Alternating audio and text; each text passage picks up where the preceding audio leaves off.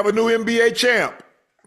The OKC Thunder take down the Indiana Pacers 103-97 to win their first championship. The celebration is ongoing.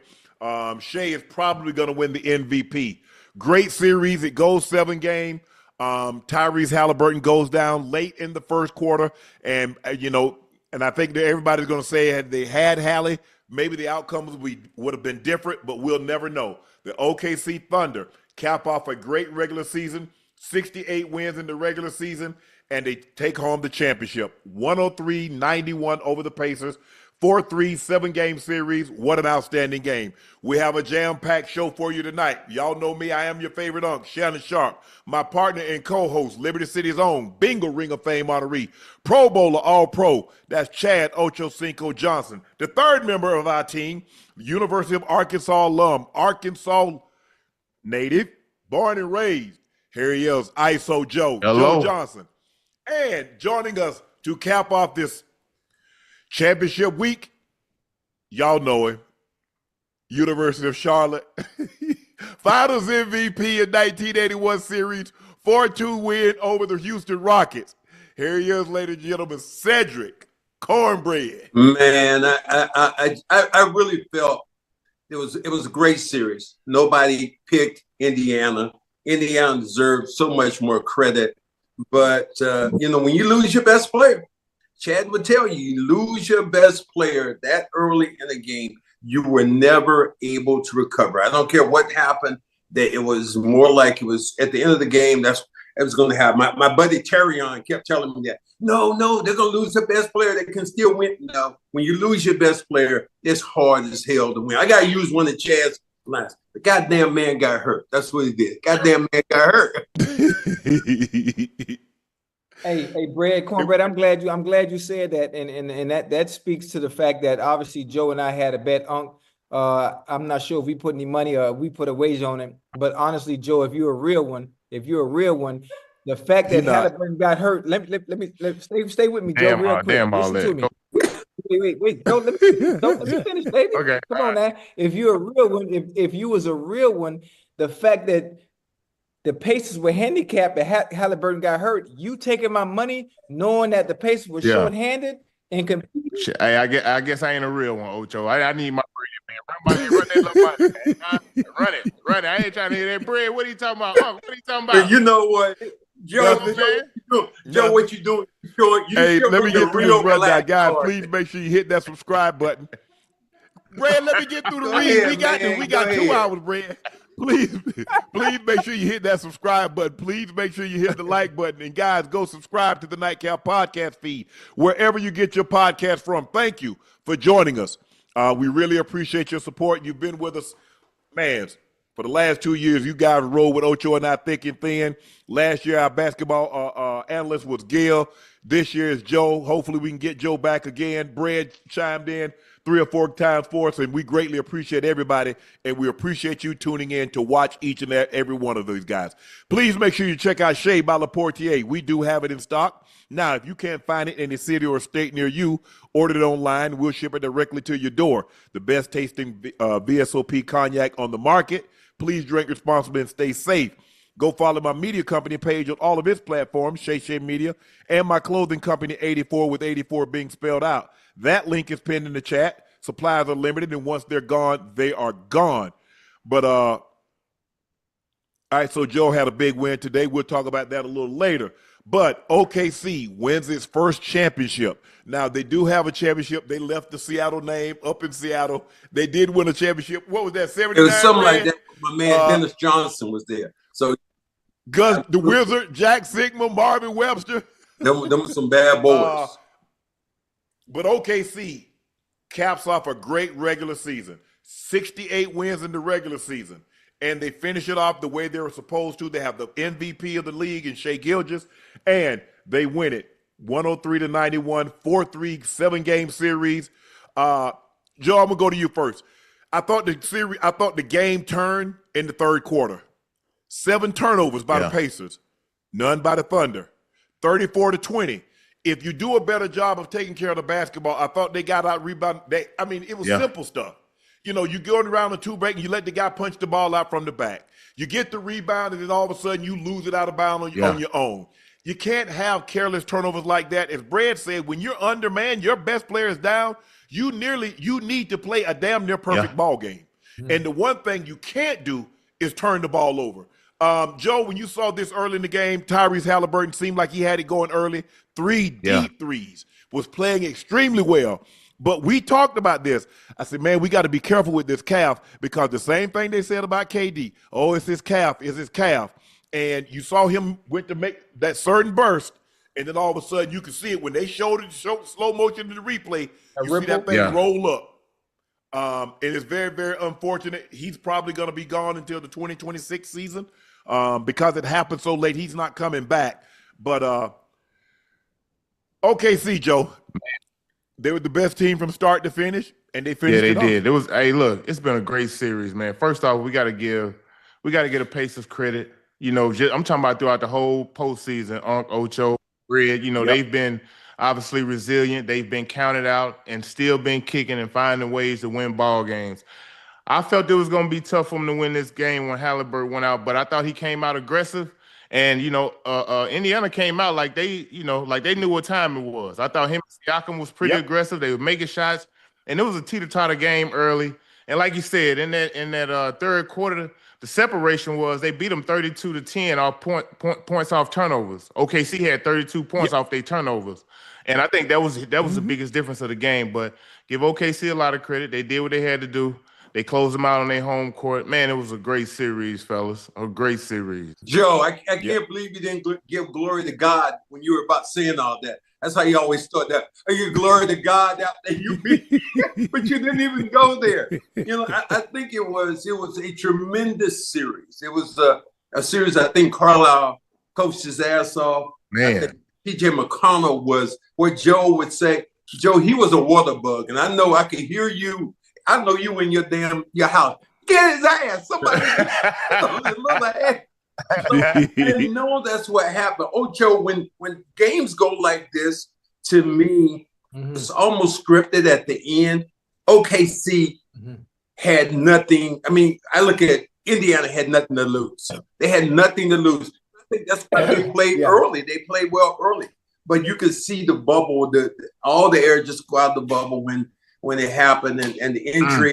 Same thing happened with the Celtics when Tatum went down. It was just a matter of time before the team was over. Go ahead, Ocho. Man, I'm hurt, huh? I'm hurt. Obviously, Halliburton coming out as aggressive as he did, I really felt, and I wholeheartedly really felt good, not just about this game, but about them coming away with that win. And I think that would have been the outcome had he not gotten hurt. TJ McConnell played very well. Siakam played very well. And the fact once he went down, they still competed, huh? They still competed. They kept the game very close, but the turnovers, it hurt. Not only did the turnovers hurt, they score. I mean, the Thunder were able to score points on those turnovers. And I mean, it is what it is. I'm just kind of sad. I'm kind of sad because I thought Joe was a better friend than that. The fact that the Pacers were handicapped and he still is willing to take that money from me. It is what it is. But hey, Joe, tell him you lose your job, the mortgage company still want their payment. Hello. Yeah, they still want their payment. Hey, look, I understand, some unfortunate happened, Ocho, but I got to tell you, bro, I'm sorry, but they ain't got nothing to do with me. You hear me? Yeah, you at home. To no one's surprise, Shea was just named Finals MVP, so he's the regular season MVP, Western Conference MVP, Finals MVP, averaged 30 points, 5.5 assists, almost 2 steals a game, 1.5 blocked shots per game. And he's only 26 years of age. I got a question. I'm glad you just said that. Now think about everything you just named off. He's won a ring already. He was the MVP this season. Now, we talked about this for a very long time, all throughout the NBA season. You said you would take Joker of SGA. Yeah, now I still would. Yeah. Ring, yeah. Would you still take Joker of SGA? Yeah, because Jokic got a ring too. You remember Jokic did all that too? Yeah. I know. I'm just asking. I just want to see how you felt. I want to see if your mind changed. Yeah. Okay, and that's not to take away anything from Shea. Yes, He's sir. a phenomenal player. But I mean, you're talking about, I mean, and you're like really splitting hairs. So you're looking at Shea, you're looking at Jokic, you're looking at Giannis. I think those are the three best players. Maybe you sprinkle in Luka something when he's healthy and going. But Shea, I mean, to be 26 years of age, they brought him in. He, kind of learned under Chris Paul, and then they turned the organization over to a kid that was 23 years of age. Here's the thing you should say, Shannon, when you talk to Ocho, the supporting cast. You look at the best supporting cast. At the end of the day, you can look at OKC with the supporting cast. Lou Dort looked like he should have been playing with the Cleveland Browns, the way he was knocking guys around. That big body, the way he was able to do things. The big question we're going to talk about later on, gentlemen, is this. You talk about three guys who were the MVPs when they were with the Thunder. They couldn't get it done. Harden, Westbrook, and Durant, they couldn't get it done. But now they've gone to a smaller, more effective lineup, not as big as stars, but they still won. But those three guys that you talk about, that supporting cast they had there, they should have won one or two. Oh. They let James Harden. You remember they went to the championship. They lost to the Heat, and then the next year for $5 million, they let James Harden go to the Rockets, and that was kind of the beginning. And we're going to talk about this a little later. Every last one of those guys that started in OKC somehow found a way to get to the Rockets. It started with Harden, then Russ, and now KD. So we'll get to that a little later. But you're absolutely right, because you look at these two teams. What do they have? Yeah. Bench play. Their bench players play extremely well. They're a very deep team. You look at Obi Toppin, them played well tonight, but he normally plays well. But you got Mathurin, he gave you 24. TJ McConnell gave you 16. So that's 40 points. You got 42 points from your bench. You really can't complain like that about that. McConnell just didn't have a good game. He played well offensively, but the turnovers, he had a lot of careless turnovers tonight. He had 7. They had 21. They had 7 turnovers in the third quarter when OKC really opened up the game. I mean, because they had a 1-point lead, and now all of a sudden you start the fourth quarter and you're down 13. So you go from +1 to -13, and a large part had to do with the turnovers. You lost the turnover battle in that. They did a great job of taking care of it. And this is how OKC played. They're very active with their hands, especially at home. That crowd is raucous, and you just got careless with the basketball. OKC this season, #1 in net rating, #2 all time, 1st in defensive rating, 3rd in offensive rating, 2nd youngest championship team in NBA history, only behind the 1977 Portland Trailblazers. Led by you didn't mention one guy who was particularly effective in that thing, and it was really Alex Caruso. Nobody's going to talk about the bald eagle. I know, Shannon, that hurts you because there used to be a faker over there with the cap. But Alex Caruso was huge for them. Defensively, offensively, he is able to shut the door and really contain guys. And he made it extremely tough for them, especially talk about those steals. He was part of that steal thing on every play he was. Hey, Unc Bread, I think y'all made great points, especially about their bench. The others, they play well. Obviously, the more likely whoever bench plays well, they team win. But to me, if you look at Chet Holmgren, I think he was averaging 11 points throughout this finals run.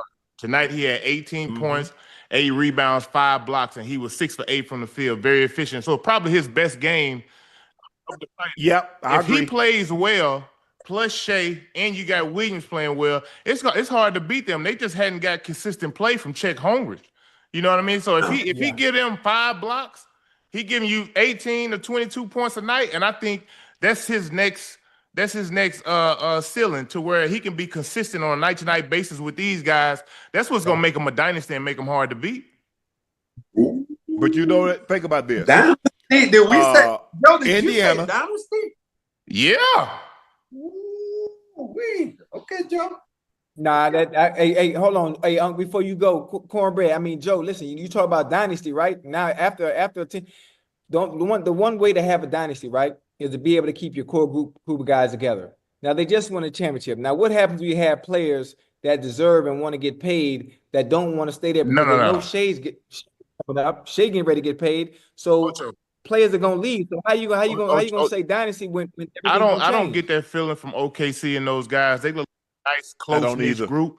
And I think when you win, Ocho, you have to go on the luxury tax. You know, everybody gets paid. You know what I mean? Yes. They're a small market, but the fact that they done won, you mean to tell me you're gonna let one of these cornerstone guys get out of here? You can't. You know, it's good. It's good to say, Joe, but them dead presidents, they change your mind a lot of times with teams and owners. They ain't looking at they might think that, they might say that, but when you're talking about that luxury tax, if you're paying a guy $10 million, but now it projects out that you're paying them $30 million a year. Now teams get a chance in their mind. Sometimes they might want to pull back. I just like that when you talk about dynasties. I look at what just last year what people said about the Celtics. The Celtics are going to win the championship again with Tatum and Brown and all those players. What happened? They didn't win. This is whether and the NBA loves it in the fact that you have different teams winning championships because it promotes all this just equilibrium among the teams. The fans don't like it though. The fan, because the thing is, Brad, the fans in the NBA are different than the fans of the NFL because small market team, Pittsburgh, small market, but they got ravenous fans and they've been cheering for the Steelers for 50, 60 years. Green Bay, small market, been cheering umpteen years. City. The NBA don't have that. You got to go LA, you got to go New York, you got to go Boston, you got to go to these Chicago, these massive markets to get a following. Because if not, it's just regional. Because think about it, your grandfather rooted for the Steelers. And so when he had kids and they moved away, they don't live in Pittsburgh, they're somewhere else, but they're still Steelers fans. Green Bay, they don't live in Green Bay, they're still Packer fans though. The Cowboys, so that's how it has to be. But I think the thing is what the NBA can do, the players, the team, Ocho, that you're on, Joe and Brad, you know this. Yeah. I can give you that extra, I can give you that fifth year. Hey, you go somewhere else, you only go get 4. I can give you 5, fully guaranteed. Now, do you want 4 years at 160 or do you want 5 years at 200? Shannon, you say that about small market teams in the NBA. What was Miami? Is that a small market? And let's talk about is San Antonio. Was that a small market? Those are and they don't do no ratings. And the ratings for those teams, ratings were terrible. Go look at San Antonio, Brad. Look at San Antonio when they play. Look, and they had great. Look at Duncan. You had Robinson. Ginobili. You had Parker. You had Ginobili. It's different. NFL market, small markets versus NBA. I give you that, but I look at Miami. Is Miami a small market? No. What? No. Nah, it's not like when I look at small markets, I'm looking at like Indy. I'm looking at like people would rather go to Tootsie's right now. And you're talking about people. Them are some of the most fair weather fans I ever saw in my life who went to the Miami game. Here in Miami? Oh yeah, for sure. Man, those people left the game early. Ocho, they left the game early, and then when Ray Allen hit the shot, they wanted to get their ass back in the damn game. To come back in. Don't tell me about the damn small market and your loyalty and this heat culture. I believe what Shannon said. But Brad, but you know how this works now. It's the same thing with LA. If you don't win, them fans not coming because there's too much to do. See, when there's only what let me ask you a question. What else are you gonna do in OKC? What else are you going to do in Indy besides go to a damn basketball game or watch the Indianapolis 500? Sure. So now in Miami, I got the beach. Ocho, I got South Beach. I got so much I can do. LA, Brad, you know how much is going on. So if you don't win in those markets, bro, I ain't coming. Yeah.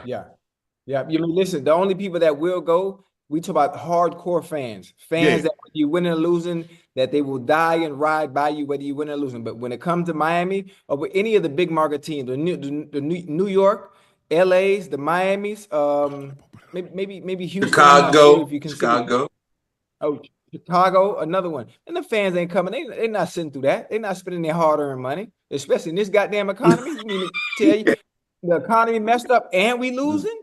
Nah. It says small markets, New Orleans, OKC, Milwaukee, San Antonio, Utah, Indiana, Charlotte. Hey, does Now, that change? Hey, TV markets. We talk about TV markets now. Right. I got you. Hey, I have a question too. Also, Yes. right? Like where people always want to go and play, no matter what. They love to go play in Houston. They love to go play in Miami. They love to go and play in LA or play in New York. Does the Thunder and NCAA winning the championship, does that attract suitors from the outside wanting to go play in OKC? There's only one thing. What else am I going to do there? If I don't go, what other pro sporting event can I go to in Oklahoma City besides the Thunder? See, in Miami, I can go. Can I go see something? Can I see football? Yeah. Can I see you the can Marlins? go to the rodeo, Shannon. Go to the rodeo. Okay. The black rodeo. Because remember, San Antonio have to hit the road every year, Brad, because they got the what you call them coming, the rodeo coming through. Yeah. Indiana. So it's like Milwaukee. What else are you going to do in Milwaukee besides go see the Bucks play? Go to the Harley Davidson Museum? So there's only, I mean, when people have families and kids, they don't just want to like, hey, babe, I'm home. What are we going to do tonight? Everything's boarded up. I mean, you got kids, they want to do stuff, and if it's cold, they can't do anything after September. They're inside. Well, how did Pittsburgh get such a following since it's such a small market? And you talk about the NFL, but how did they do it considering that's a Brad, what the hell are you going to do like in there Pittsburgh late at night? Well, what you going to do? Ain't nothing. Hey, hold on, you got the Pirates, and you got the Steelers. And when the Steelers came up, think about the early 70s, they dominated. Yeah. And so now they're putting that imprint on you. Man, the Steelers. And so kids that had kids, they grew up Steelers fans. I grew up a Steelers fan. My mom was a Steelers fan because they always on TV. Same thing with the Raiders. Oakland small, but that's all you saw. And so once you got of age and you had kids, what do kids do? Take you to the game. Hey, they got a Cubs jersey on, or they got a Celtics jersey on, and so it just passes down. I like it. Look, Brad, you said the NBA like this, but we haven't seen anything like this. 7 consecutive different champs. Well, we haven't seen anything like this, Brad. Brad. Ratings for this particular series? No, they weren't. Love Island got better ratings. I'm just gonna keep it a stack with y'all, man. I'm just saying. Hey, it was a good series. Hey, chat, don't get upset with the chat, but I'm just saying. Love Island. That really happened. Let me give you a stat right here. J-Dub this season, he was an all-star, all defense, all NBA, and he's a champion. He's the youngest player since Kobe Bryant to achieve all 4 of those in the same season. This is what Scottie Pippen said about Jalen Williams. I don't even want to put a cap on him and say that he's going to be me. I see him being greater, if I can say that, just because where the game is today. They have offensive freedom. We didn't have that. We mostly ran out of a system. These guys have the freedom to shoot the 3 balls and do things of that nature. Players are playing in today's game have a chance to be better than players in the past because of the ability to shoot the ball. Wow, somebody said it. Oh, never. But anyway, if this kid continues to shoot the 3 ball the way he shoots, I'm going to sit here and say and argue with nobody and say he can compare to us, because you can't. He wins. I don't. Brad, go ahead, Joe. Let Joe chime in first. Then you go, Brad, and then Ocho. I want to hear what you got to say. Joe, you muted. Can y'all hear me now? Yeah. Okay, my bad. I agree with Pippen saying, because back in his day, they played with 2 traditional bigs. And now in today's game, especially OKC, they don't have nobody posting up seriously. Those guys are pick and pop guys, and J-Dub and Shea, they kind of get free will as opposed to when they shoot, how they want to shoot, so they can give it to you however they want. I think the game is a lot more wide open now, and yes, they do have a lot more freedom than guys had back when Scottie was playing. Joe, I think the game is tailor-made for you right now, because it is an ISO game. It is a one-on-one game. And if you are a guy who can put the ball on the floor, you can score from the outside, it's almost impossible to stop you. Yeah. During the time that I played, when we had McHale, Parrish, myself, Bird, we were post-up guys, and we stayed right on that block. Yep. So we weren't trying to trick you. We were just going to beat the hell out of you in the damn post. That has gone away. That nobody does that anymore, Shannon. Nah, ain't nobody post stereo anymore. It's a dead game. So because of that, the game has changed so much in a way. And Scotty, I appreciate Scotty giving up like that. But I tell you what I like to see, and this is Joe and Ocho, and I would love to see what would happen if he'd been playing during the 80s when guys were throwing his ass to the ground.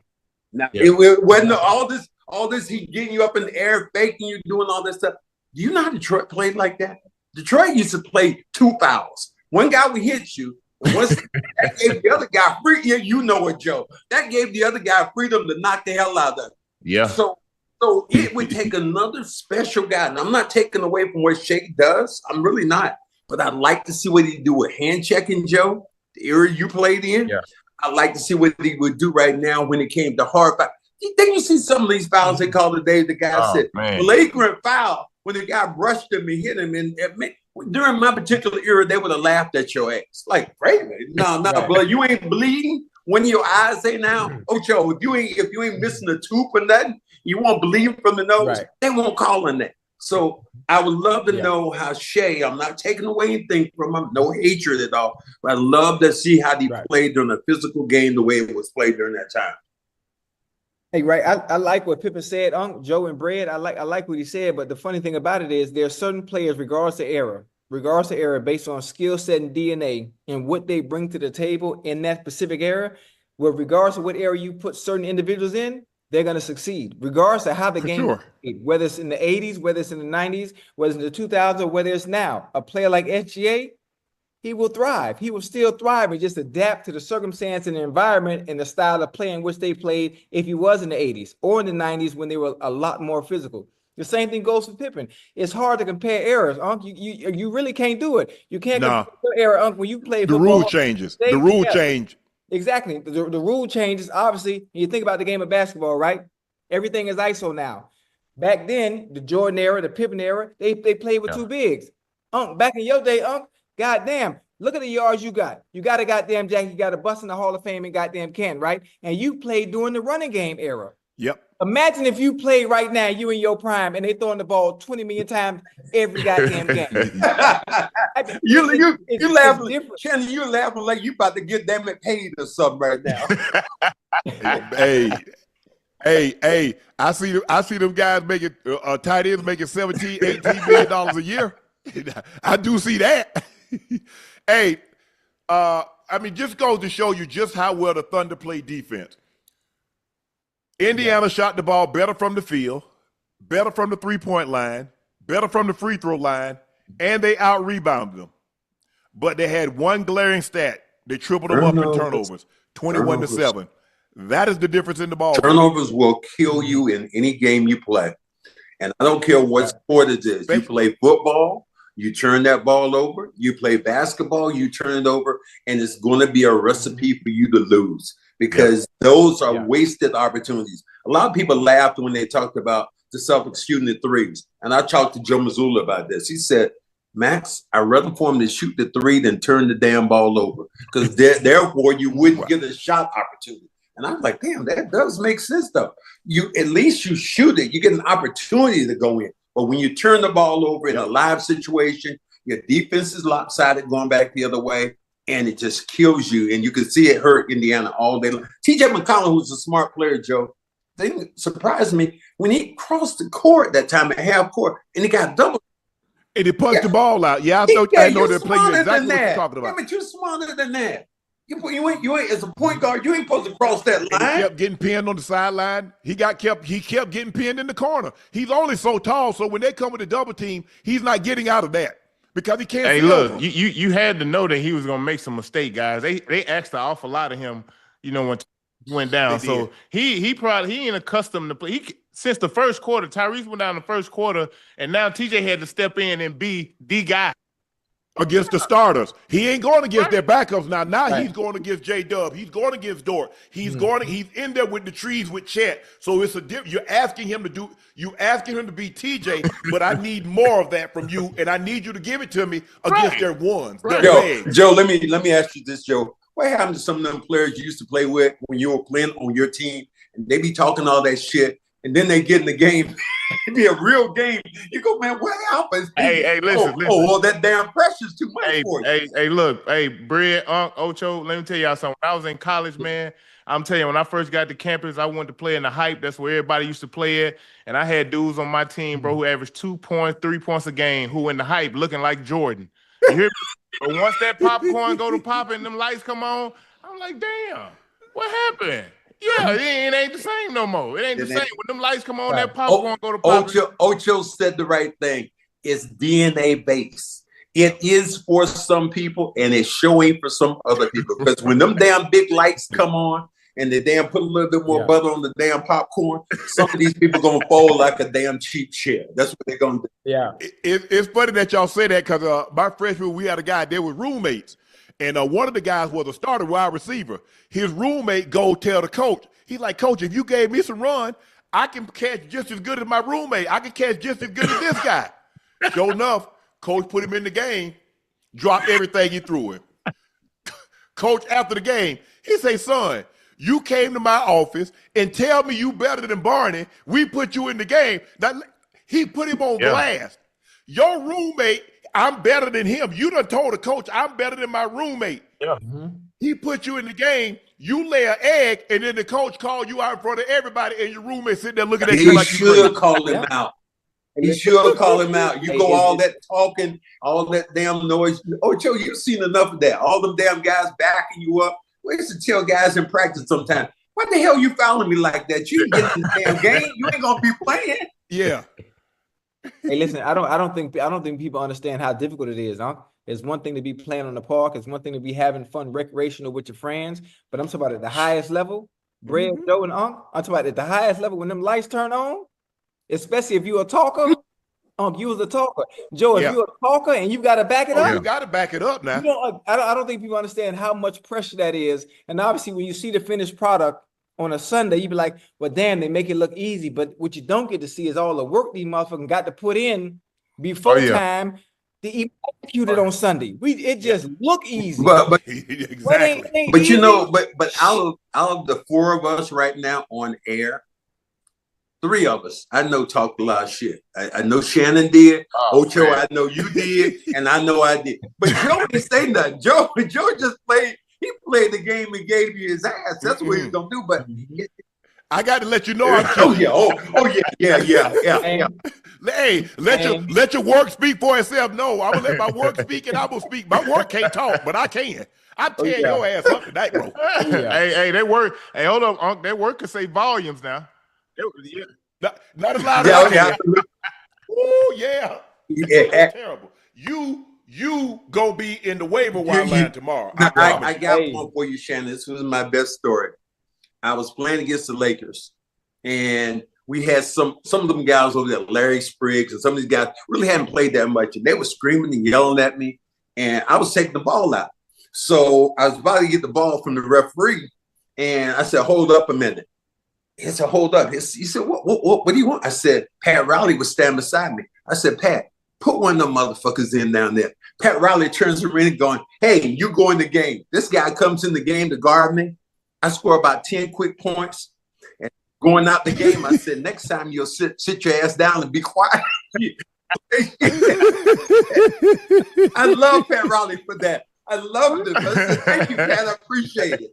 All the damn talking you doing, like running your damn mouth over here. You should just be quiet and watch the damn game. You got a free ticket. Shut up. We had 3 stars go down in the postseason with torn Achilles. Dame Lillard went down first. Jason Tatum went down next. And then Tyrese Halliburton. They all wear the number 0. Jeff Stotts tweeted, if Halliburton didn't tear his Achilles, which he did, that would be the 8th Achilles tear this season. The previous high was 5 in 14-15. That does not include Thanasis Antetokounmpo, who tore his in the offseason, or prospect Jalen Moore, who injured his in a recent pre-draft workout. Unbelievable. So, hold on. That's who Tom Haberstroh. James Wiseman and Isaiah Jackson, 2 of theirs too, right? So what is Joe, Bread, you guys played? I heard people saying, man, it's the low top shoes, But boy, with the way technology is now, ain't nobody was tearing no Achilles with them Chuck Taylors. No. Now they got all this technology. What's going on with the Achilles? Joe, I think it's this, Joe. I believe the fact that these guys never rest. The guys you named, Tatum played in the Olympics last year, never had an opportunity to rest. Halliburton played in the Olympics, never had an opportunity to rest. We know what Dame does. He plays all this basketball. Because you don't rest your body, Shannon, Ocho, Joe, your damn body is going to rest you one way or the other. And it might be the Achilles. And you remember, that the Achilles is one of those things. How do you really protect it? Because you can stretch it and do it, but you can't build it up like one of these strong muscles. Sometimes it's a thing that happens. Yeah. It's yeah, go ahead, Ocho. Go ahead. No, I'm gonna say I see a lot of comments, a lot of people talking about, oh, people are wearing low top shoes, and I mean, listen, having a high top shoe is not going to prevent that. It's not going to prevent that. That's something that's on the interior. And listen, it just happens. It just happens. Why it happened, I'm not sure. Obviously, we know Hali had an injury. I'm not sure if the compensation for that area caused that Achilles to rupture, but it's just unfortunate that it is happening. But I keep seeing the comments about, oh, it's because the low had nothing to do with low top shoes. And just, I don't believe so either. No, absolutely not. I don't think so. High top shoe ain't fixing that. It's not. Yeah, I don't think so neither. Bread, you could be right. It could be the wear and tear on these guys. But if y'all listen to Halliburton after Game 5, he said that this will probably, if this was regular season, this would be a 2-week, layoff for him. He will be out for at least 2 weeks.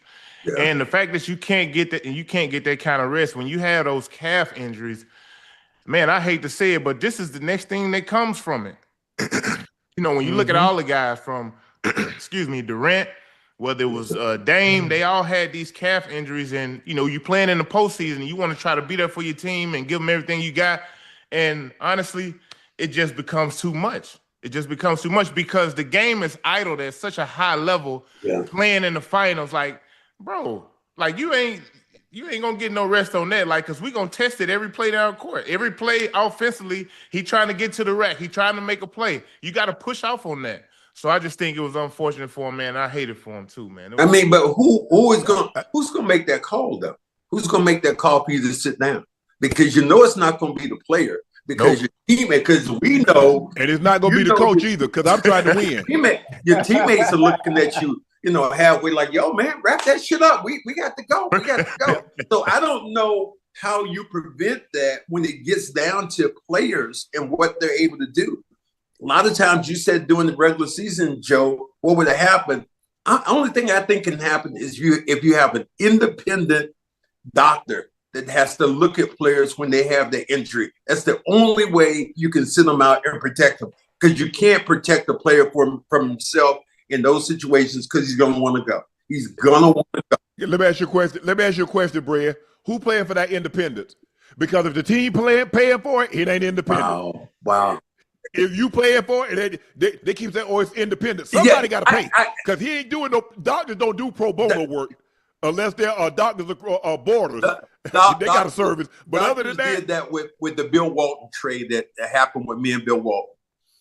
I passed it. I didn't really pass the test in LA when I went there. But when Bill Walton got to Boston, Red Auerbach below the little smoke and said, Bill, you passed. His damn knee wasn't as good as your grandma's knee way back in the day. but the power of coaches, GMs at that time is so different than it is. So I don't know how you protect the player from himself right now. Let me ask you this, guys. Is it a situation, because now guys are so specialized. Guys all they play is basketball. All they play is baseball. All they play is football. So you get so all you doing is just stressing that. And then you got these tournaments, Joe. They play basketball year round. Yeah. I'm like, damn, I thought everything was a season. I thought football had a season. I thought basketball had a season. I thought baseball had a season. I thought track had a season. They do all this stuff year round. And that's why us as Americans, the basketball hoopers nowadays, we're behind, because all we do is play.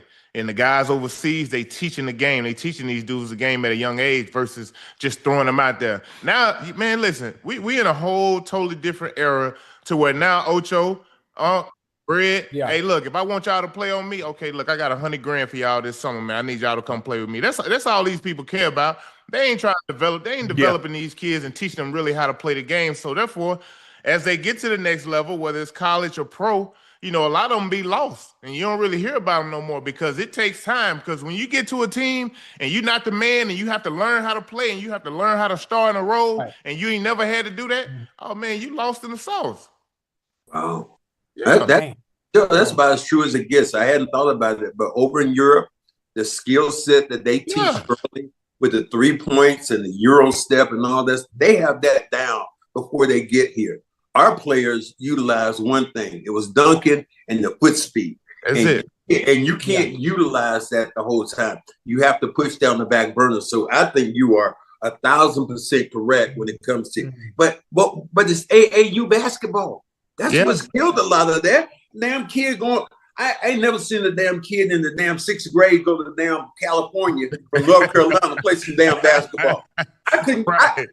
I couldn't go. I couldn't go across the damn street. Get to the other side of town. Yeah. Hey, look. Getting on damn planes at 6 and 7. Hey, when I was growing up, man, we played AAU ball. I played for the Arkansas Rockets pretty much my entire AAU season to the last year I played with the Arkansas Hawks. And these were all guys straight out of Arkansas, bro. Now you get guys, they're going to be from somewhere everywhere. They probably ain't going to even know each other until they get together to get ready to play. Yeah. You know what I mean? So that's the biggest difference. Yeah, and Brad, when we were coming up, play what? Oh, you got to work in the summer. You got to buy summer clothes. Stop it, Joe. Hey, Stop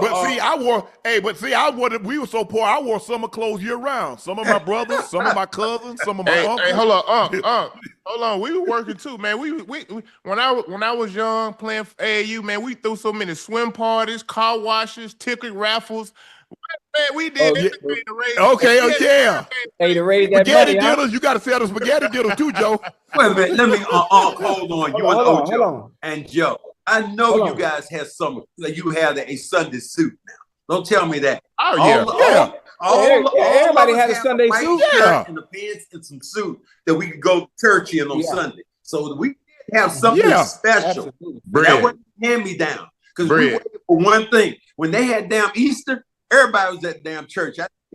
Oh, we got an Easter suit. Yeah, you know, you get them. You get two suits. You get 2 suits for $29. Listen, my grandma was the lead singer in the choir. Man, I spent a lot of time with my grandma. I was in church at least 3-4 times a week. You hear me? Yeah, I'm talking about long hours, Baptist, man, long hours. First Baptist in Higgins, down there in Higgins in Arkansas. Man, listen, Reverend Payne, I'll never forget. Man, church lasts so long, guys. Oh my God. Hey, Joe. Grandma was just like that too. I never forget. In Overtown, Grandma went to Mount Olivet Baptist. She had that hat, Ocho. She had that hat tilted. Hey, well, her hat collection wasn't no joke, right? You hear me? Yep. It's only one person. It's only one person in the church who had a better hat collection than Grandma, and that was the pastor wife. Let me. I want to see it. But the pastor wife hat collection was the real deal. I want to see how honest all of you are. When they passed the collection plate in your row, did you ever get more money out than you put in? Nah. Oh, come on. Hey, hold on. Hey, Grandma made sure we had a couple dollars to put in, but I ain't gonna lie to you. Sometimes I put mine in, sometimes I kept it in my pocket. Hey, Brad, Ocho, Joe, you know the black church was started the wave. They passed that pan around, the hands go up. Come on through. Hey, got no money. They keep talking about this. The wave started in the sports arena. No, it didn't. It started in the black church because they passed that pan around. well, let me ask you this then. How about that Marvin Sapp when he closed the doors and said, "Close the damn doors"? We talked about that, yeah. But come on, man. Hey, that was funny. I'd have been in church and said, well, how God gonna get in here? We got him locked out. I mean, we wanted to come in and we done locked him out. Open the door. Hey, listen, man. I'm talking about Sunday school 8:30 in the morning. We ain't getting out of church, man. 4:00, man. They already hooping up there at the park. By the time I'm riding home, I'm looking out the window like, damn, I gotta hurry up and get over there. Let's be honest. That was the only time your parents, if you had a lot of kids, that's the only time your parents could really get busy. Because they send you off to church, and they had about 3 hours before they used to go to Sunday school, and then they did church late. That was about 3 hours up in there. Now I'm doing the math. Oh, for sure. That was all. Fourth Sunday was all day thing. Fourth Sunday, you're not getting out of there. You're not getting out of there till like 4:30. You go at 9, you ain't getting out there till 4:30. Sure. Yeah, and how hungry are you, Ocho, coming out of the church? Wait. Oh, wait! Listen, I'm hey, Bread, and listen, I'm happy. I'm hungry when we get out of church, but I know where we going. We going to church. We going to Church of Chicken right down 54th Street and sit right down the corner. I get the same thing. Hey, I'm not even gonna lie to you. I know my meal: 3 leg fries with the apple pie and a strawberry juice, a strawberry soda with no ice. My grandma, she loved them goddamn okras, huh? Goddamn okra from church. Oh, man. You don't eat okra, Ocho? You don't eat okra? But hell no, I don't eat no okra, man. Absolutely. Y'all probably eat gizzards and all that. I would tell some gizzards up. Some gizzards right out the grease. Right out the grease, Joe. Hey, what you know about gizzards, Joe? I eat me some gizzards, Ocho bread, man. My grandpa cooked everything under the sun. Do you hear me? Yeah, I know something about some gizzards now. Yeah, I don't like no gizzards. Let me know what Zach Lowe wants the NBA Finals to return to the 2-3-2 format. No. What you think, Joe? What you think, Brad? No. Nah, that's a tough one, man. Look, because if you go in there and win on somebody's home court just like Indiana did in game 1, and you got 3 games at home, man, a lot of teams ain't coming back from that, huh? Right.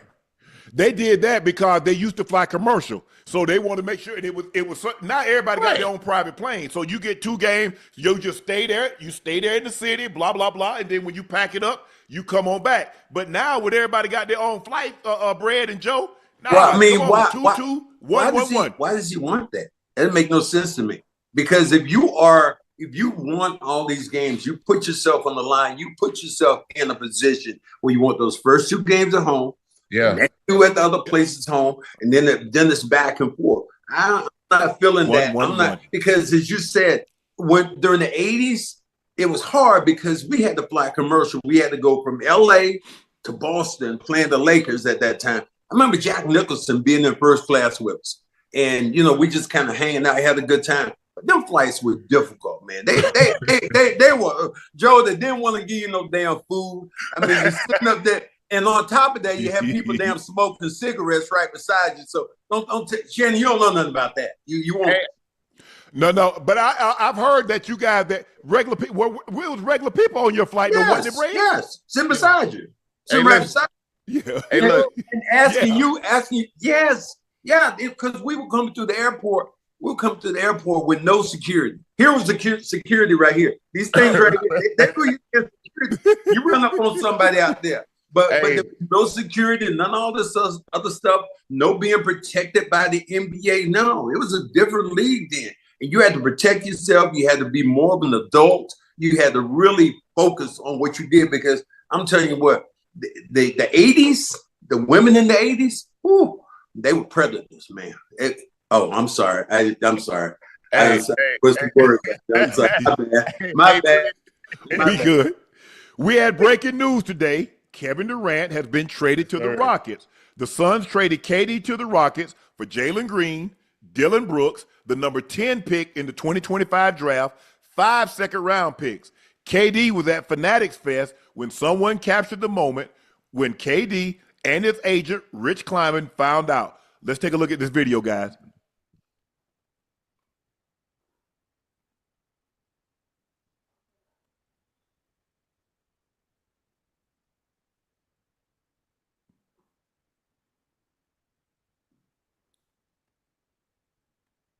So I'm not surprised by this. There's only a handful of teams that had maybe some players and the compensation. The Suns messed this up. Look, I like Matt Ishbia. I've met him several times. He's a great guy. but he gave up too much to get Kevin Durant. And he was never going to reciprocate that because he's 2 years older than when you got him. So now you're not going to be able, what you gave up to get him, you're not going to be able to get that back. We know you want him gone. He knows you want him gone. And everybody else knows you want him gone. And so Ocho plus Miami, they turned down Miami's package because I told you they didn't have enough to give. They didn't have anything. Jaime Jaquez, Harvard, Highsmith. What? Hey, I have a question though. Something you just said. Something you just said, right? We Yes. talk about Kevin Durant, one of the most prolific scorers of all time. You said Ishmael did too much to get him. Gave up too much to get him. Yes. But because of the player he is, that's why he did what he had to do to actually get a player that magnitude. Now, the reason you got him was you hope what you put and invested into him, you hope it turned out and came to fruition. It just didn't. And normally when you buy a car off the car lot, right? And as soon as you drive it off, what does it do? It depreciate. Well, so you understand when you get a player of that magnitude, as great as he is, and he's older now, you're still not going to get back what you bought for him. Yeah, but I think the thing is, Ocho, is that when you look at what you got KD and Book. Did you really need Bradley Beal? Did you really need Bradley Beal, or do I need to secure do I need to get depth for my bench? So now I trade more draft capital and give up more players. So now they don't have a first round pick until 2031. You do realize it's 2025, right? Well, and that's why I think it's a good trade for Phoenix, though. If you're talking about Phoenix is going to be able to do some of these things and possibly get a pick and all this, Kevin Durant to me goes there. I think instantly to me, he makes them more viable. When I think about having a score with them young Bulls he got playing with him over there, I make that trade all day. I love Kevin Durant. I like him better in Houston than I did in Phoenix. I agree. You're not because you got Şengün, you got Armin Thompson, you re-signed Van Fleet, you were able to keep Jabari Smith Jr. So now, and plus the problem that Houston had, they had the second best record in the West, 52 wins, but they didn't have a guy that you can give the ball to late in the ball game and go get you a bucket. You now have that. Yeah. How long though, Joe? I know you ISO Joe. Look, get to be about 36, 37. He's 37. You're telling me you're gonna let, and I love KD, but you're putting him in a position where you're going to have him carry your team late to go get buckets. I think he's gonna be. I think he's naturally gonna do that late in games. I love the fact that he's with a bunch of young cats, like some grimy young cats who are gonna work hard, play hard. And he ain't gonna have to, I don't think he's gonna have to do a lot of heavy lifting, guys. They got some guys who can play over there. You know what I mean? They got some guys who are gonna come into their own. Obviously, they're gonna play through Şengün. And like you said, I'm glad they kept Jabari Smith, another tall, long guy who can shoot the ball, who can post up, who can play multiple positions, and led by Van Fleet. I think they have a great team over there, and I think KD can put them over the hump. I don't think it's gonna be rigorous on them as far as him trying to carry that team. I think collectively they're going to do a great job. Now, naturally, he's going to be the cream of the crop when it comes to scoring the basketball because he does it so well and it comes so easy to him. I mean, and plus you got three guys 6'10" or better. You got 6'11". You got 6'11" KD. You got 6'11" Şengün. You got 6'10" Jabari Parker. You got Armin Thompson at 6'7". You got Van Fleet that can run I like this. I like I said, I like KD here more than I liked him in Phoenix because all you had was offense. They didn't have rebounding. They didn't have rim protecting. They didn't have great depth. Because think about what you gave up to get him. You gave up your best defender in Mikal Bridges. You gave up a young Cam Johnson. You gave up, three first-round draft picks. That's an awful lot to give up for a guy. And now you go trade for Bradley Beal, which weakens you even more as far as draft compensation and depth for your bench. These teams that played in the NBA Finals, what do they have? Depth. Now, they might not be as good as the big three for Phoenix, but Phoenix had once you got Book and KD out of the game. Now, hey, look, my question is, what is Phoenix going to look like with Devin Booker, Jalen Green, and Bradley Beal? I mean, them three are pretty much the same guy. You know what I mean? I said that when they got Watch out. Beal. Watch Beal out, and Booker the watch same guy. out, Joe. One of the things could happen, and I've been hearing this, that there might be a possibility of Boston making moves. What's going to happen? Are you going to keep Porzingis here? You have a big hole over there in Phoenix right now. Can you go out and get one of those guys for Boston and get that pick, or want to give that pick up for maybe Porzingis to put him in that position? You know, Joe, that once you get traded to a team, doesn't necessarily mean you need to stop changing. You know, your bags don't need to be unpacked. You need to keep that bag back, because you might be moving on in the new NBA. Yeah. Right. Yeah. Rockets fans don't seem to be happy with the KD trade. One tweeted, "It happened. Today was my last day as a Rocket fan. I wish the worst and the absolute worst on this franchise. Trading a 23-year-old superstar for a washed 40-year-old and genuinely the worst thing you could ever do. I hope KD retires next season and that the franchise completely crumbles." Damn. KD also spoke to Kay Adams today and said Phoenix wanted him gone. Let's take a listen to what KD had to say. Last one for you. A lot of heartbroken Suns fans right now. What would you like to say? That's not true. No, literally, heartbroken Suns fan. Right over there. I just felt like, I mean, they wanted me to go. So it's like, I'm glad we both, they got what they wanted, I got what I wanted. So we can move on, and good luck to them going forward. And I always remember my time there, but we on something else. Hey, I don't see nothing wrong with what he said, because it wasn't him who came to them asking and looking for a trade. He found out they were trying to trade him. So as athletes, we know it's basically saying you don't want us, okay? It's somebody out there who will take me. It's somebody else out there who do want me. And he was able to give him a few teams that he wanted to go play with. So give the Suns credit for even trading him to Houston, Texas, because that was one of the stops that he wanted to go. Yeah. Well, he knew the Suns, the Rockets, the Spurs, the Rockets, the Spurs, Brooklyn were really the handful of teams that had the draft capital to go get him. So he had no choice. I mean, he couldn't go to Miami because Miami don't have anything to offer for him. Yeah. Your two best players are untouchable, Tyler Hero and Bam. And you see the package, Jaime Jaquez Jr., Havich, Highsmith. It's like, absolutely not. Absolutely not. Dudes, what did we think then? Because they had to make that move. How bad they were offensively and defense. And the only person other than Book that you're going to get anything for on that team was KD. Right. So in his case, they had to make that move. They had to go out and say, dude, you can go on. And here's the thing that me and Joe love about this. Joe, where'd they go? Oh, I know. To a damn state that they ain't got no damn state income tax. How about that? How about that?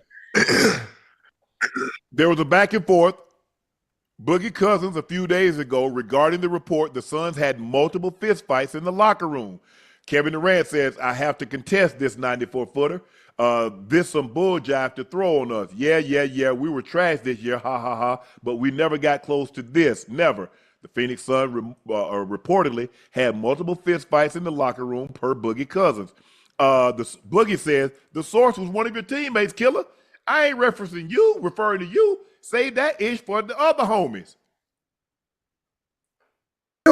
Hey, anytime, Unc Joe Bread, anytime something like that get out, it always come from one of the players. It always come from locker room. Always. That's the only time. I hate when stuff like that happen too, man. I hate when dudes be chatty patty. When something goes on in the locker room, it's supposed to stay right there. It's supposed to stay right there. Cause guys be pillow talking. and okay, fist fight, man. Everybody fight. Who don't fight? It happens. Unc, in training camp, did y'all fight in training camp? Yep.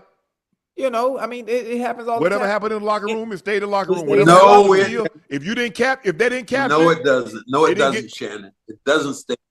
No, I'm saying I know you didn't. But here's what happened, as you're saying right now, it's pillow talk. You go tell your wife something. You go tell your girlfriend. Yep. You know how those stories go. You tell her, she tells somebody else, and then it's gone in the woods. So a lot of times what we have in the NBA, are wives and girlfriends, and now it's moms who have a lot of shit going on because of they have a lot of power now, Joe. It's not like back in the day. Back in the day, girlfriends were quiet. They didn't say nothing about no damn basketball. They talk about everything else, but not about basketball. Now they think they're playing the damn game. God damn. I'm like, really? You don't play? I didn't see you on the other side sitting the pit doing anything, did I? I didn't. Reports say the Suns will look to reroute Jalen Green to another team. I can see that. That makes sense. I need a draft, huh? Hold on, I'm tripping. Now you trade KD for Jalen Green. Now you want to ship Jalen Green somewhere else, and then I see reports that they also about a buyout with Bradley Beal. What the hell going on?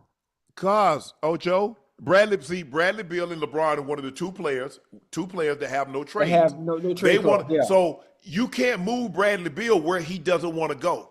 So the best thing is like, you know what? Let's just go ahead and bite this bullet, get up off this, and move in a different direction.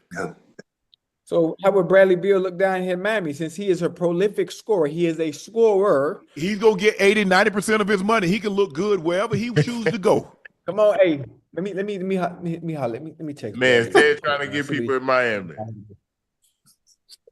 Hey, well, hey, listen, we could use a score like that. Now look at what he did on the Wizards, and look what happened. It's too many people touching the goddamn ball. It don't take nothing to be a good scorer on a bad team. Ooh. You talk about the Heat? No, I'm saying it don't take anything. Brad, you know this. On a bad team, it don't take much to be a top-notch scorer. Because who cares? You getting your eyes beat out anyway, so don't nobody care. That's the one where they'll say, I said that one time to Coach Pitino one time. I was talking about Paul and I was talking about Antoine, and that's when they were beating the hell out of the damn Celtics. And I was one of the reporters. I said, so Paul and Antoine, they got their numbers tonight, Coach. And he turned to me. I was as embarrassed as I've ever been. He said, turned to me, he said, the numbers are for losers. I don't give a shit about them scoring no baskets at all. So you're right. In the NBA, on a bad team, you can look really good scoring the basketball because you're the only thing they have. But when you plug that into a good team, do you get wins because of that? And you can see what happened with Bradley Beal. He leaves Washington and goes to everybody said, oh, they're going to be in. They're going to be in because he didn't score. He goes now to Phoenix, and he ain't shooting that way no more. He ain't getting them. He ain't getting what you say, Joe, back in the. He ain't getting touches like that. No. He gonna get something now. Because you don't get to take all them bad shots. You don't get to come down and say, you know what? I'm going to get me 25, 30 shots a night, no matter what. On a good team with other good players, it's not like that, especially when you have multiple good players on said teams. Now, maybe if he goes, if it could be a situation like OKC, J-Dubs and Shea going to get the lion's share of the shots. Like tonight, Shea was 8 of 27, J-Dub was 7 of 20. Now, they got 47 of the 87 shots. Two guys took over half the shots, okay? But now you put Bradley Beal, you put it with KD and Book, ain't enough bad shots to go around. Yeah. They're going to be looking at you crazy. You come down taking bad shots, some of the bad shots that you were able to take and get away with when you were with the Wizards. I agree. When you're playing with other great players, man, you have to try to find a way to be efficient. I'll take y'all guys back to 2005, 2004 when I was playing with the Phoenix Suns. Nash was an MVP. You had Marty Stoudemire was a premier all-star. Sean Marion was a premier all-star. And as your fourth option, which was me, I wanted to be efficient. I shot 48% from the three, and every time I took a shot, I wanted to make it count because I knew I wasn't gonna get many of them. You know what I mean? So I wanted to be possible. I did. I knew. Listen, I knew the ones that I did get, Brad. I had to be. Yeah, damn it, you better make it. Inefficient. You hear me? So I did what I had to do that year, and I only got a chance to play on that with them guys. Were Nash for 1 year, and I thought we had a special team, but unfortunately, we got some new ownership that came in and thought otherwise. But Joe, that made it possible for you to go to another team, though, because you had highlighted what you were able to do on that particular team with not a lot of shots, and I think that's why you were able to go someplace else, and all of a sudden, you get the ISO Joe thing. But look, it goes back to what Unc said. Hell, when I got to Atlanta, my first couple of years, I'm averaging 20, 25, 26 a game. But hell, that's empty calorie because we getting the nosebleed beat up out of Hey Joe, when you was in Phoenix, Stoudemire was the 5? Yeah, man, he was way before his time, Ocho. The boy was so raw when he came in straight out of high school. Yeah. He came in, man. I'm talking about just running through cats. He was going through you. It wasn't no around you. He was going through you. I'm talking about. I seen him go head to head with Tim Duncan, Kevin Garnett, Chris Webber. I'm talking about the elites. Man, yeah, that boy was special, man. He was special. Oh, that's your partner. That's Lake Wales. That's all he holler about is Lake Wales. Wales? Florida. Lake Wales, Florida. Ain't it Lake Wales, Florida? Oh. Yeah, that must be. You mean Lakeland? Lakeland or I Lake Wales? Because he always holler about him, Roy Jones, all them. Oh, okay. Yeah, that's right up the road. That's right up the road. Ocho, how do all these damn athletes come out of damn Florida?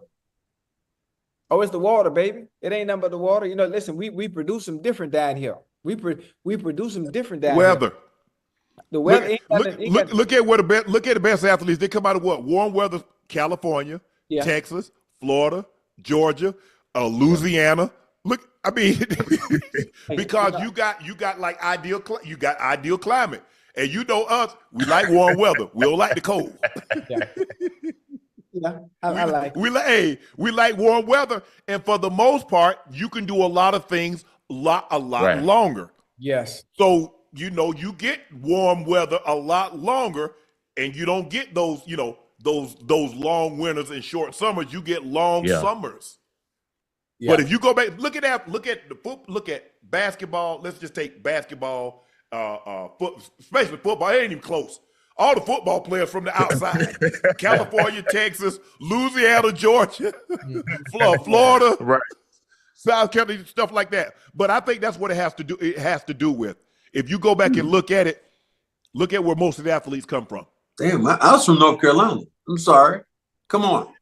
You get a little basketball. Y'all got a few. I guarantee you, North Carolina might have the greatest allotment of basketball players ever put together. Outside, more than Chicago? Oh, hell yeah. I'm taking Jordan. Jordan, where is he from? Where? Y'all got a few. Well, it used to be New York. New York was the hotbed back in the 60s and early 70s. Dominique, where is he from? North Carolina. Buck Williams. Dominique, James Worthy. Sleepy Floyd. David Thompson. Floyd. There's a ton of guys you don't even talk about. Bob McAdoo, one of the greatest of all time. Yeah. He's from Greensboro. I mean, there were so many great players. David Thompson, that people won't even talk about it anymore. He was before Jordan. He was damn it. I tell you what, I was guarding one time, Ocho, and I was swiveling and I was going back and forth, and somebody said lob, and I'm guarding pretty good. And then I turned around and I looked. I tell you what, I can tell you what size shoe he wore, because I was the damn ball with his damn feet. That's all I could see. Shannon, he wore size 13. That's all I saw. He can get up. According to Sports Illustrated, Rob Polenka shouldn't see his job as secure moving forward. The report says, quote, either way, Polenka shouldn't feel super secure in his position moving forward. He also shouldn't necessarily be looking over his shoulder. He needs to have a good offseason this summer, though. All he got to do is do the same thing. Listen, I'm sure he hit the rumblings. He know what you need. I'm sure LeBron has said it. I'm sure Luka has said it. Get me a goddamn big so we can compete. That's it. Get me a 5. Who they gonna get? The rest will take care. Who they gonna get? There's a trade proposal. Bailey Bassett sees the Lakers trade away Austin Reeves for 2023 Defensive Player of the Year, Triple J, Jaren Jackson Jr. So the Grizzlies will receive Austin Reeves, Dalton Knecht, Maxi Kleber for Jaren Jackson. Hell no. You said Memphis no? Hell no. I'm not giving up Jaren Jackson. Hell no. Are you crazy as hell? For who? Jaren Jackson's a beast, man. That dude's a beast. You think I'm giving him up for what? What you say, them bag of nickels that you just talked about? What the hell are you talking about? Austin Reeves, Dalton. Hey, I don't really know what Memphis is doing. I know you're trying to stack the damn deck. Don't give me that kind of crap, man. Hey, if they get rid of Jaren Jackson Jr., they definitely getting rid of Ja. That Ja is gone. Yeah, why? I mean, if you get rid of him, that's your cornerstone. That's your corner piece, your big man. You get rid of him. I mean, I would always want to keep him and Ja together. So if you getting rid of him, then maybe Ja is on the move somewhere. Ja, wait a minute. Give me one more time. Who did you say they were gonna give up? I gotta get this. I need to write this down. Who did you say? Austin Reeves with Austin Reeves, Don't Connect, Maxi Kleber, the 2031 first round draft pick. Give me one more white guy, okay? Give me one more. Where you get? That's all we got. I keep going. Hey, Brad, we just emptied the roster. We just emptied our allotment. If you're that team, you cannot take an all-star. The guys you just named, those aren't all-stars. They're pretty good players, some of them. But Dalton Connect he just came here for a hot cup of coffee. I like what you're talking about when you talk about Austin Reeves. He's a pretty good player. But I'm not making that deal. Hell no. If you Memphis, you're not making it. But we don't know what Memphis got up their sleeve. Yeah, it all depends on what is Memphis trying to do, because they just got 4 first-round draft picks for Desmond Bane. Yeah.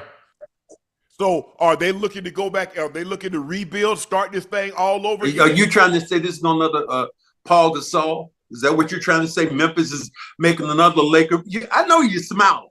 I can see it on your damn face. This was their. That's how they won that. That's how they won that championship with Kobe. They stole one then by making that trade. So don't give me this crap about getting a great defender like that for a bag of nickels. I'm sorry, that doesn't work for me. But Brad, you know what Jeannie Buss and Rob Polenka think of Austin Reeves. That's their diamond in the rough. They discovered him. He was an undrafted free agent, and he's turned himself every year. He's increased. He averaged 20 points a game this season. They think very, very highly of him, and they are very, very reluctant to put him in any trade. Come on. Excuse me, unless it gives them a bona fide guy. Who is going to give up a bona fide guy for Austin Reeves? He's all right. I mean, I'm not down him saying he can't play, but I'm not giving an all-star up for Austin Reeves. I can't do that. You got to give me a lot more than that. And then you said Dalton Connect. Well, they give you a first-round pick and Dalton Connect, who's another first-round pick. Bro, I can't go there like that. No, you got to give me some real players that are coming back to me if I'm Memphis. I can't. If you're Memphis right now, you're destroying your team. You're already doing this saying with Baines, and you're talking about Ja. But you got to keep one piece like that. And that Jackson dude he's too valuable to just give up for nothing. Bread, you know, Uncle over there, he rubbing his hands like this here because he knows if the Lakers get Jaren Jackson Jr., man, that can put him in elite company. He know that. Oh, that's the reason we got to show enough real protection. Man, that's the only reason he gives us this kind of crap. Where this is Ocho. I just report the news. Brad, I report the news, Brad. Ocho, that's all I'm doing. This ain't nothing but some shit that he's giving us right now. That's all it is. That's all it is. It's a backup. Yeah. And you're walking around right now in LA with some dogs, and you ain't even got one of them plastic bags shitting all over the lawn. You got to give that up. No, I ain't doing that. No, making that trip. Hey, look here, Brad. Y'all team gonna be very different next year. You know that. I know that. And it's not just gonna be because Jason Tatum is not playing. There are gonna be a lot of changes to that Celtics team. I totally agree. I don't know if I don't think Porzingis is gonna be here. I don't know if you're talking about Drew Holiday is gonna be here. And because I think you're going to mash the reset button if you're the Celtics right now because you lost your best player. So didn't Al Horford? Did my boy Al retire? No, Al ain't number. Man, Al gonna make money. Al at the health club. I told him that, Joe. I said, I thought he was he's almost 40 years old. They're paying him about $10 million a year just to stay in shape. Where he going? And Al got about 5 kids at home. Please, he ain't going nowhere. He ready to do. Hey, Brad, man, thank you so much for joining us tonight. Thank you for joining us during the playoffs. We greatly appreciate it. Hey, come back soon, man. I'm gonna come back soon. I enjoyed being with you guys, and I'm gonna say it on air. I want you and Ocho on my podcast, the Cedric Maxwell podcast. Okay. I'm going to holler at you because your producer didn't tell you what I wanted to say. So anyway, guys, I enjoyed it. Thank you very much for having me on. All right, Brett. Tell me what you think. Tell me, hey, did you get the liquor? Got the liquor and already drank it. So we don't need to talk about that. I'm waiting now for the 84s. You know, they come to me. I know they said they're going to send me some merchandise. Joe laid it out the bag, said, yo, man, I got some merchandise. I got some good merch. I'm like, well, damn, Joe, I was on too. I didn't get no merch. Yeah. Hey, well, Brad, we'll get you some, Brad. Appreciate it, man. Thanks for joining us. And we got you. We got you covered. Have a good one. Yes, sir. Appreciate you. Yo. Atop the leaderboard for 2 straight weeks to start the Big 3 season is none other than ISO Joe and the Detroit Amps. Hey. Back-to-back performances just proved once again that Ocho, that ISO is still the man, the Big 3. Yeah, he like double-double opening. He like that. He had 30 points, 10 rebounds in opening to come back, and now he followed that up with a 29-point performance, but you kind of banged up your knee. Yeah, okay? I got a deep thigh contusion. He need me right above my knee. Oh, hey, I got something for that. I got something for that, man, you know them Joe? deep thigh bruises, man, they linger. Ocho, I'm 44, man. You know, it's gonna take me a little while. I know how to get it, Joe. I know how to get it out, Joe. I know how to get it out. Don't worry about it. Listen to me now. You got onions at home? All right, get you some onions, right? Okay. Peel the onion. Put on the stove, boil some hot water. Put the onion in the water. Let it boil a little bit, right? Boil, take it out, cut the onion in half. Get some Vicks Vapor Rub. Get some Vicks Vapor Rub. Put the Vicks Vapor Rub on the contusion, right? Take the onion, put the onion on there, then wrap the onion around the area on top of it, right? And let it sit there. Let it sit there for 27 minutes. Not 28 minutes, not 26 minutes, 27 minutes. Then take it off. I guarantee you feel better the next day. I promise you. I'll tell you no lie. Ocho, my grandma called me after the game. She said his little ass did that shit on purpose, didn't he? Yeah, she didn't like it. She ain't like it. So I'm telling Rio, my grandma ain't like it, brother. She thought it was a dirty play. But it was a great game, fellas. Myself and on behalf of myself and the Detroit Amps, man, we just trying to squeeze these wins out week to week. And obviously we understood the hype that was coming into, this week's game, and everybody stepped up, man, and done with it. And then we done what we had to do to get a win, for sure. Man, when the next game, man? When y'all coming to Miami? Go ahead. What you saying, we there this upcoming weekend, Ocho. Wait, in Miami? Wait, I mean, what's the date? What's the actual date? Sunday. It's Sunday. Okay. So y'all leave the next day? I'm gonna do what I can to nurse this thing up throughout the week, and I'm gonna keep them updated, and we'll see how I feel by Friday, Saturday. Yeah, you have to break that scar tissue up though, Joe. You got to get that scar tissue broke up. It's sore. And I got on that plane and came right back here, so it kind of swole up on me on that plane a little bit, but I'm in a little pain over here, but I'll be all right. Yeah, you good. I told you. So what? Lance and Bees, be easy. What they talking about? Man, listen, did y'all see the game? It was a good game. They came to play. It wasn't. But they forgot about ISO Joe. They forgot about ISO. Hey, listen. Tell them they can go with Plan C if Plan B was Plan me. Man, I'm the one. I'm the one. Yeah. Hey.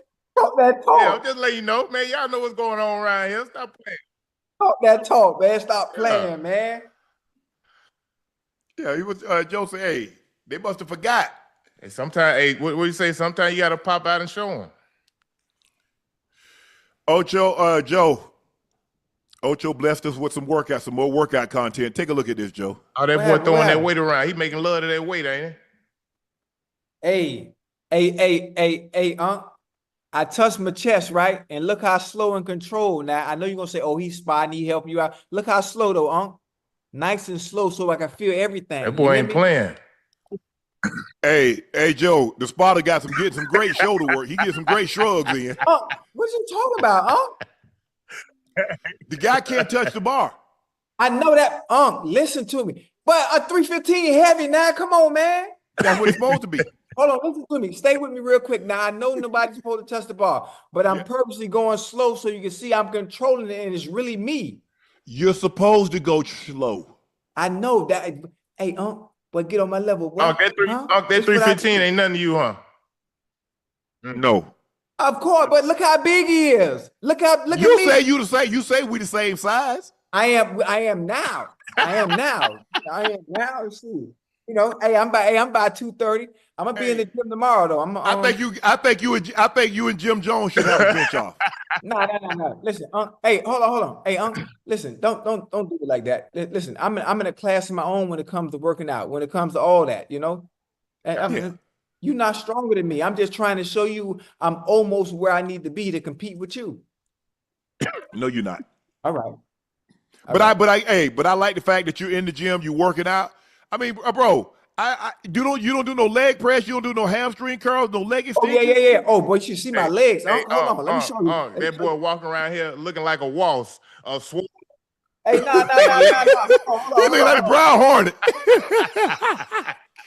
Hey, hold on. Wait, hey, you see that? Look at it. Hey, you see that? Hey, you see them thing? Hey, that's all muscle, boy. Seems like you've been spending a lot of time walking on your hands because your arms bigger than your legs. Oh, nah. Hey, listen. Well, I'm a gazelle. You hear me?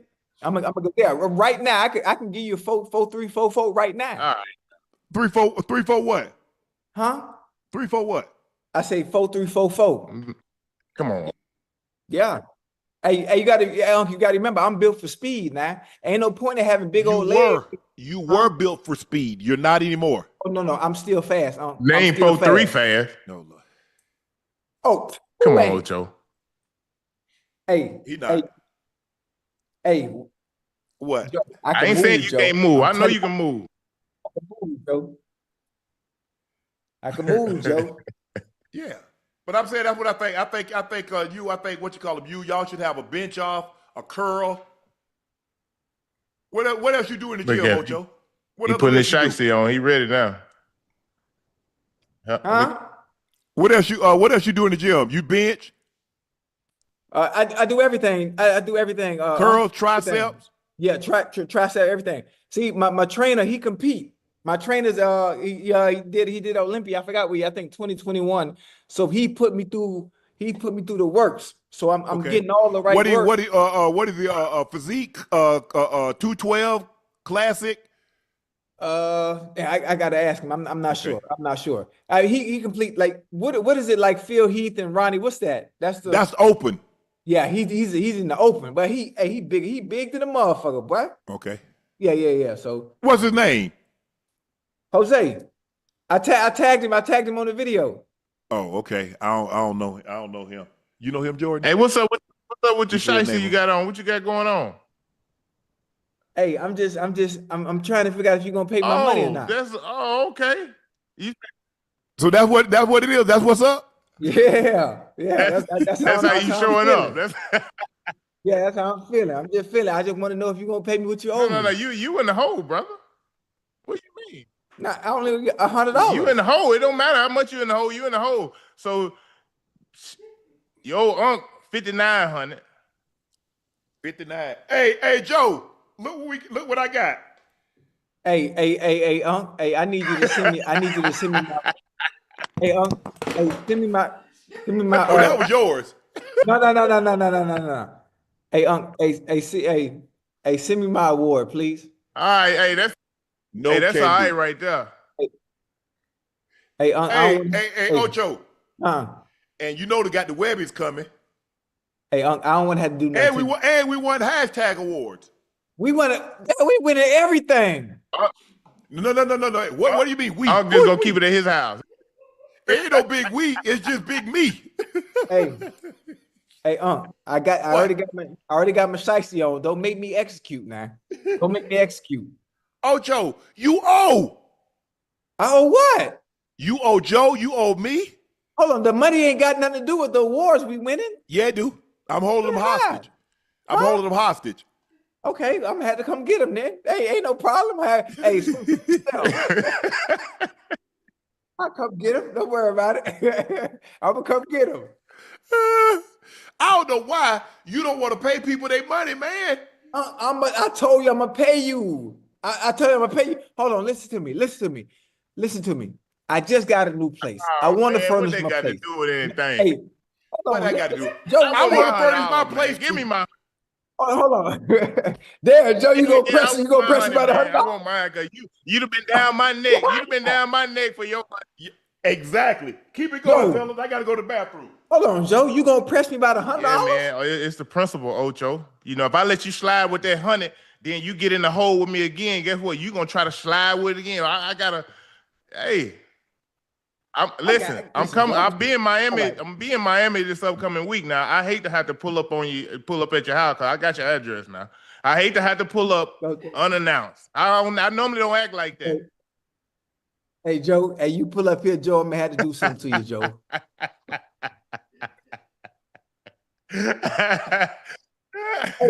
Hey, when you come, boy, we got to hit Tootsies, man. When you get here, man. All right. Hey, how was your trip, man? How was your trip? Good to see you back, partner. Oh man, hey, listen, cons was beautiful. It was beautiful, man.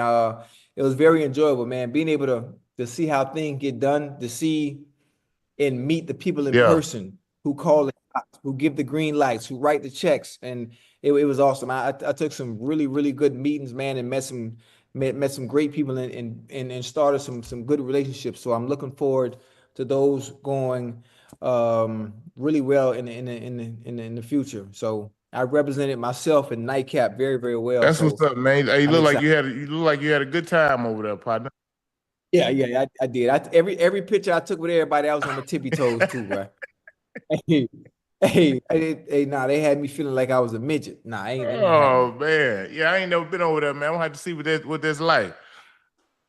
It's nice. It's real nice. It's real nice. I go to Monaco, which is not that far. Saint-Tropez is not that far, about an hour away. Oh, I know it was. You know, I only go to watch soccer. So this is my first time just going really out the country for a reason that had nothing to do with soccer. And I enjoyed it. Once I got there and got a better understanding of what it was all about, you know what? This is dope. And I can't wait till next year. Yeah, I can't wait till I get my money. Huh? Hey, it's drawing in. Who would like to have a Nightcap show 2025 podcast of the year? It's the awards for creative excellence. Damn, I appreciate that. And one thing about me, boy, hey, when I go to the bathroom, you know, I piss excellence. You hear me, Yeah, I piss excellence. But so I need that award so I can show. Can I get well since you do all that, can I get my money? Go ahead and go in the bathroom and keep my money. Hey, I told you, listen, they almost finished with my pool. As soon as my pool finished, whatever's left over. Ocho. Come on, Ocho. What I gotta do? Joe. My kids want to swim, Unc. I got it. My daughter want to swim. So I got it. So my kids go without. So your kids your kids grown. I got my 3-year-old French fry. She want to swim. She want to swim with her sisters. And come on now, y'all got to like. So you saying when you get your pool done, you gonna get that man $5,900? Hey, once I finish the pool, I'm done. Y'all can have whatever you want. You can have whatever you want. If you need extra, I give you that too. I'm gonna tell you gonna have to pull up, man. I'm just gonna keep it 100. I believe so. Joe. I believe so. Hey, let me tell you something. You know about Florida, right? You know Florida's an open carry state. Yeah. And I'm in Florida and I got open carry. Okay. All right. And I ain't talking about no cooler either. Okay. I'm just making sure you know before you. All right, don't worry about it. All right. Hey, let me. Well, you know what? I'm gonna auction off one of these. Nah, don't. Wait. Well, you auction off yours. Don't auction off mine. I said one of them. I gotta have something to give my kids. Hey, as a matter of fact, let me go ahead and put mine on the shelf. Hey, you know what? One thing about it, they sure take you for a joke, man. Let me go ahead and put that uniform on and let you know. He quick to holler about somebody taking it for a joke. Joe. He owe me 8 Man, months. I think it's been longer than that. I ain't trying to be about business, but man, I'm talking about I've been hearing about this $5,900 for I don't know how long. Hey. I suppose that I got my money in New Orleans. Hey, listen. I need my awards. My boy, I'm gonna give you 2 weeks. I'm gonna give you got 2 weeks. That's it. Hey, well, you got to come get it. You come get it. Hey, that ain't no problem. That ain't no problem. You know what I'm gonna do? Hey, ain't no problem. I'll come get it. I'm gonna send it to the old address. Can I just go ahead and send it to the old address? What's the old address? The old address where I used to send all the other stuff.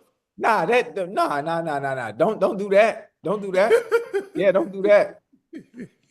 Yeah, don't do that. Canelo Alvarez and Terrence Bud Crawford had a heated face-off today. Checking this out, guys.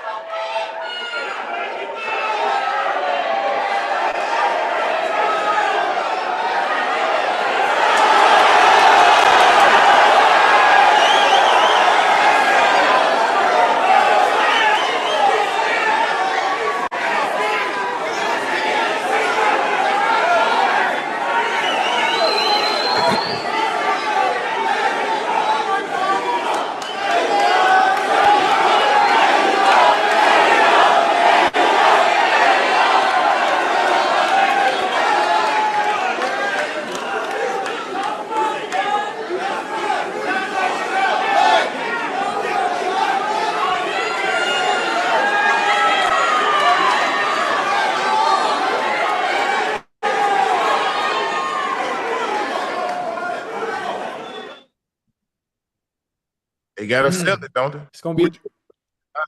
What you thinking? What you thinking, Joe? It's gonna be a good one. It's going to be a good one. One thing I like about Crawford, mentality, his mental. He has that it factor that you can't teach. I don't care who you are. You know, I'm gonna get in there. I'm gonna do what I'm supposed to do. Now, the thing is, we talk about Canelo. Canelo, one of the greatest fighters of all time, but so is Crawford. But there's weight classes for a reason. There's weight classes for a reason. Either way it go, I don't know what the outcome of this fight is going to be, but I'm going for Crawford. I can tell you that. As much as I love Canelo, I'm going for Crawford. I'm going for the underdog in this fight. Obviously, I think depending on who you ask, Canelo will be the overwhelming favorite, but I'm going for Crawford just because in this situation, the fact that he believes he could win, but that goddamn power on, that power going up 3 weight classes, man, because he's going from 147 to 68. So he's going from a junior welterweight all the way up to a super middle. Yeah, man. Hey, talking about Bud going up.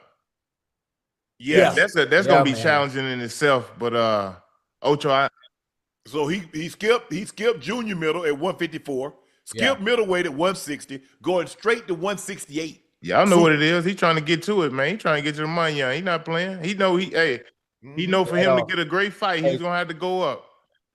Yeah, because it ain't really nobody at the lower class. I mean, he beat Errol Spence. That was the fight that everybody wanted to see. Ain't really nobody, and he's like fighting Boots or somebody else at 147. I thought it, when I talked to him, I said, you didn't think about it. He's like, there ain't nobody at 154 for me. Yeah, everybody at 160, 168 and above. Yeah. I like it. I like it. And that's the biggest fight. That's the biggest fight out there. That's the name, Canelo. We know what Canelo is. Yeah, cash cow, baby. Cash cow. Biggest pay. Be the biggest pay in your life. I'm going with Bud. Okay. All right. I want to see him do it. I like when guys go up and challenge themselves. Yeah. You know, I'm old enough to remember when Roy went up. Roy went up and took the heavyweight belt from Ruiz. Yeah. Now, it robbed him because now he had to strip all that down. He had to strip muscle to come back down and fight Tarver. And he was never the same after he should have just stayed, hindsight is magnificent science. But I like when guys go up and win. Yeah.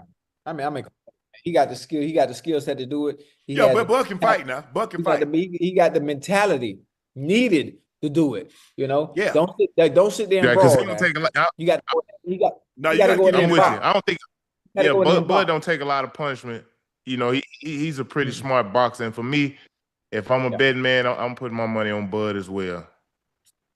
Same thing with Sugar Ray. When Sugar Ray went up, Sugar Ray went up from 47 to 60 to challenge Marvin Hagler at the middleweight. Boy, them boys used to be getting down back then. The Four Horsemen? What it actually 4 kings. It was Hearns, Hagler, Sugar Ray, and Durant. And then sometimes they say the 5th guy was Iran Barkley. But that was the glory days. Ain't nobody ducked nobody. Couldn't. You know, back in the 70s, it was the heavyweights. In the 80s, it was the middleweights. And you know, in the 90s, guys fought back then. Yeah. Now, Floyd came along and made the O the most popular thing, and nobody wants a blemish. You're absolutely right. So you got guys going 2 and 3 years before they fight again. I'm like, damn. Or fighting somebody that nobody really care to see them fight, and then they wonder why boxers is losing. People like UFC, because Dana ain't gonna let you duck nobody. The best gonna fight the best in the UFC. Yeah, that's just the way it is. Ain't no, you ain't picking. Y'all going to Dana? Like, I got this. Y'all going to the fight? Joe. If you want to go, I'll go. All right, now Ocho, what's up? Oh shoot, I gotta finish this pool, boy. Shit. Nah, he can't go, Joe. How you gonna go? You think you finna go sit side me and owe me $5,900? They're like, yeah, come on, get it, bud. Hey, it'd be me and him in the spot. Yeah. Hey, there'll be a fight in the ring and a fight in the stands. Hey, you don't want to do. Hey, I'll fold you up if we had a fight, though, hey, Joe, I'll fold up like a lawn chair, Joe. Ain't no bullshit, man. Ocho, just give me my. Why you won't just give me my money? Man, listen, man. You know how I feel about you. I love you, baby. I'm gonna give you money now. Come on, now.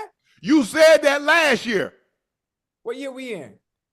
This year. Damn, it's almost finna be a year, huh? Yeah. God damn. Hey, Ocho, back in the day, man, hey, boy, been to slit your throat behind something like that, man. You not really, because I'm like Omar from the Wire. In the gambling house, man, you'd been dead. Hey, you know that. Hey, Joe, I told you, but I'm like Omar from the Wire, man. Don't nobody want no problems. I don't want no problem. I just want my partner to pay up. That's all. I got you. Can I get my award? Hey, you know what that means when somebody say they got you? What? They ain't got me. Yeah. Hey, one thing about it though, Joe. Hey, as long as you know, as long as I owe you, one thing about it, you never go broke, huh? It's a nice award. Yeah, it is. It'll look real good. I would love to show my daughter. French Fry would love to see what her daddy accomplished. Yeah. You know, all my kids home, school. Well, I tell you what. Huh? You or mama can FaceTime me and I'll show it to her. Say, look, hey, French Fry, look what your daddy got. It's all good. And you got 2 Webbies coming. Appreciate that. No. Matter of fact, hey, I met the I'm not sure his name, the whoever runs the Webby, puts the whole show together. I met the boss. Mm-hmm. Yeah, I met him. Cool, very cool, very cool. We had a great conversation as well. He was dope. Yeah, Ocho. I mean, I don't think that's asking too much, is it, Ocho? I ain't asking too much, man. Joe ain't asking much. But, I'm gonna take care of you, man. I'm gonna take care. I think he tired. Travis Hunter. Go ahead, Joe. I'm just saying you tired of hearing that, but go ahead, huh? I am. Travis Hunter officially signed a 4-year contract. Go ahead, Ocho. I was gonna say I don't like the way y'all trying to double team me. Because you owe. Yo, shit, man. Yeah, I was finna tell y'all to get it in blood, but I ain't trying to go that route. Okay. So. Yeah, that was what I was hoping you said.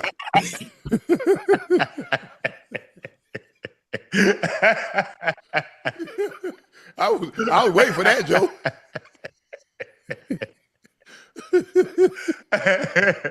Yeah. Travis Hunter officially signed his 4-year contract, $46.65 fully guaranteed today. His $30.57 million signing bonus, paid entirely up front, sets a new record, making him the first non-quarterback not drafted first overall to receive his entire signing bonus up front. Live.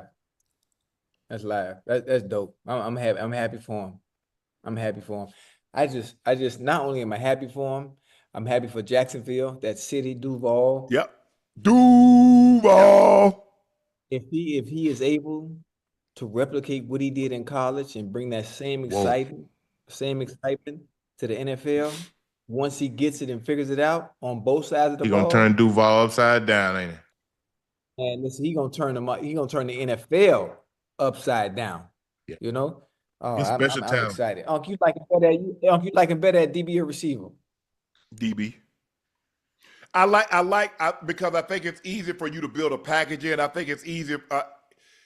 It's harder, Ocho, I think, to do DB stuff sparsely. You know what I'm saying, Ocho? Yes, sir. Yes, sir. I think you can come in, you play DB, and then they come and say, hey, look, we need you a couple of packages here. We need you in a red zone situation. We need you in a 2-minute situation. But Ocho, you've been playing wide receiver, and then all of a sudden, they throw you out there at DB. Mm-hmm. And people don't understand, bro, the gap between college and pro is bigger than the gap between high school and college. Yeah. Mm-hmm. Yeah. And I think he's phenomenal. He's a phenomenal talent. But, bro, them guys at that next level, I'm telling you, they waiting. That boy got some ball skills, though, man. Dang. Oh, yeah, for sure he does. Bro, the way he can track the ball. That's what I'm saying. His instincts, man. He got what you just can't teach. He got God-given ability that you just can't teach. Absolutely. And they probably gonna do him kind of like how Cowboys did time. When he played that DB and then coming out for offense he got him a nice little package. Boy, they were mean back then, boy. Mm-hmm. They were nice. So I think that's what I would do. I think the thing is that he kind of wants to do like what he did. I can go offense and defense full time. I just don't see that, Ocho. I don't. Yeah, full time is that's tough. I think that's optimistic. That's wishful thinking. But do I think he can play DB full time and have an assortment of packages, plays for the offense? Yeah, I do. Ocho? Yeah. OBJ says that he would give up his Rams Super Bowl ring if it meant he could go back and win a Super Bowl in New York. I never wanted to leave. OBJ really wanted to be a Giant forever. I'm mad. That would have been. Hey, he was on an unbelievable trajectory as a receiver. Them first 3-4 years his first 4 years was off the chart. Hey, he was special. I wish he would have stayed. They have a problem getting rid of players that are extremely good. OBJ, Saquon. I mean, couldn't have been that bad. Whatever it was, whatever the reason was for him, leaving, couldn't have been that bad. Based on what you get on the field, man. Odell was one of them during that time. Boy, if the game coming on at 1:00, you want to make sure you're in your seat at 12:58 because I ain't missing nothing when the Giants. Yeah, I think, it didn't help. They made the playoff that year, and then they go to Miami where they're going to be playing in Green Bay. Okay. Yeah. And, he was the veteran on that team. And, it's stuff like that. Look, sometimes when a team or someone's looking to get out of something, they'll look for any reason, and don't you help them. Don't you give them a reason, Ocho, to part ways with you or to want to get you out of there. Maybe they thought he was a negative influence. I don't know. Like I said, I don't really know a whole lot of people in the Giants organization. And if I did, I really wouldn't want to speak to that situation. I just said sometimes when you want things, you want to be somewhere, you probably need to behave and act like you really want to be there and not like where you can take it or leave it. Because more times than not, these teams, they've let great players go all the time. We've seen it. If you give them a reason, they get you up out of there. They absolutely will. So, but I don't know. I don't know if OBJ is going to play anymore. I don't know if he wants to play anymore. I don't know. It's just that, Ocho, when you start bouncing around and you, especially coming off the injuries, two ACLs, 2 ACLs, he broke his leg. He dealt with a shoulder issue. As you start bouncing around every year, it's a different team, Ocho. It's just a matter of time. Yeah. It's just injuries a matter of start time. piling. Man. Like I said, I wish he could have stayed healthy in that Super Bowl because I really thought the Rams was going to be a place for him. I thought the Rams would be a perfect place for him because Sean McVay knew how to get him the ball. He had a quarterback that could get him the ball. He was playing well. I thought he was playing special. well in that Super Bowl. He was He was cutting. He was cooking. He was cooking. He absolutely was. Ocho, we've got some sad news today. News broke today that the man behind your viral sideline hot dog moment in 2009, Ron Monroe, lost his long fight with cancer this weekend. Yeah, man. That's sad. That's sad. Joe, in the middle of a game, kid by the name of Ron, he sat in the same seat for every home game. And I forgot who we were playing. I know I had on those gold cleats. And yeah, there you go. There go Ron. There you go right there. And I put up the sign in the middle of the game. You know, I asked him if you can get me a hot dog. And man, he went and got me 2 hot dogs, man, from from the concession. And security brought the hot dogs over to me. I ate the hot dogs and wrote back on the board that we are friends now. And that was a dope moment, man, between him and Joe. I had 2 touchdowns, about 130 yards. You know, I always remember that moment, man. Dude was really cool in every home game. Shook hands, gave him gloves, and man, I was sad. I was sad to see that tweet today. And I'm hoping they tweet me back when the funeral is, because that's when I will make my way back to Cincinnati for. So our thoughts and prayers go out to Ron Monroe's family, friends and loved ones. Hopefully God gives you strength and comfort in your most troubled times. So Ron Moore, rest in peace. Ron Monroe, excuse me. All right, we're going to get out of here on this. It's time for our final segment of the evening. It's time for Q&A.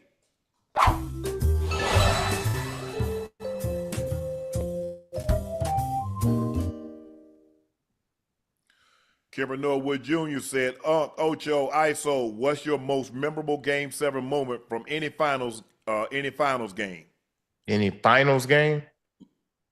Yeah.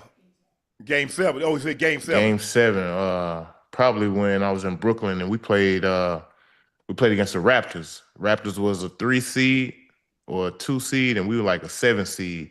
We won 7 games, played them, had Game 7 in Toronto. That's the loudest place I've ever played in a Game 7. And we ended up pulling that win out. It was like, man, we had our bags packed for Miami because whoever won that game was going to Miami to play the Heat.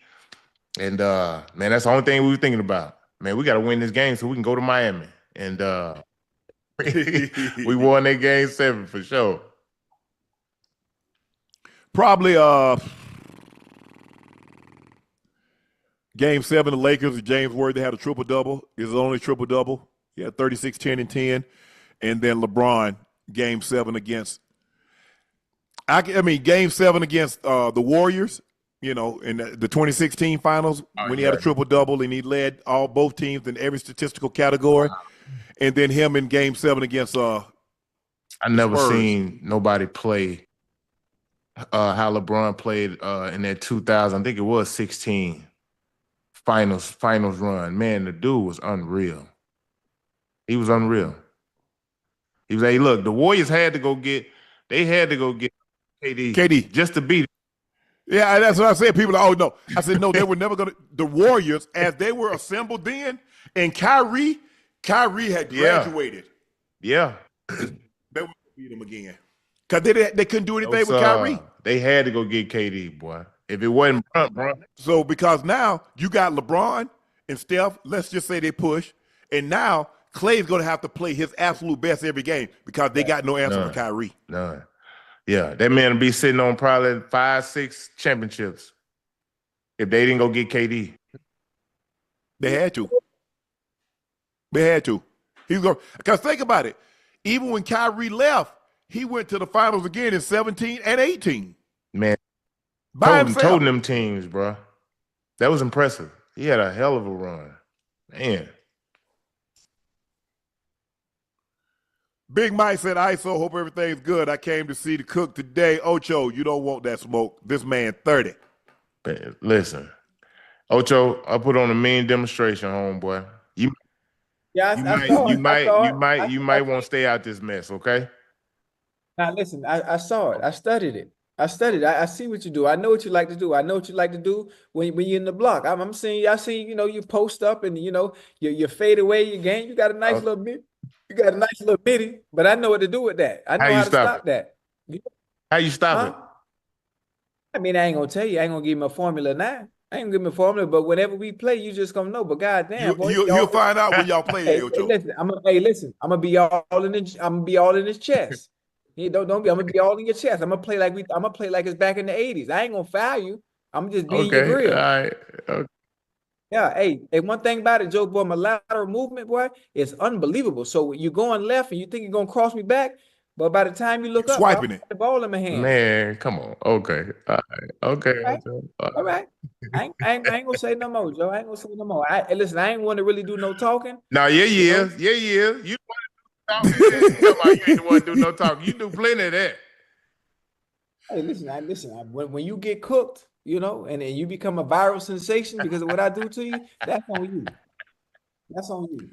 Tyler G, yo, Ocho, can you bet against us next year too, please? Thunder up, good luck charm.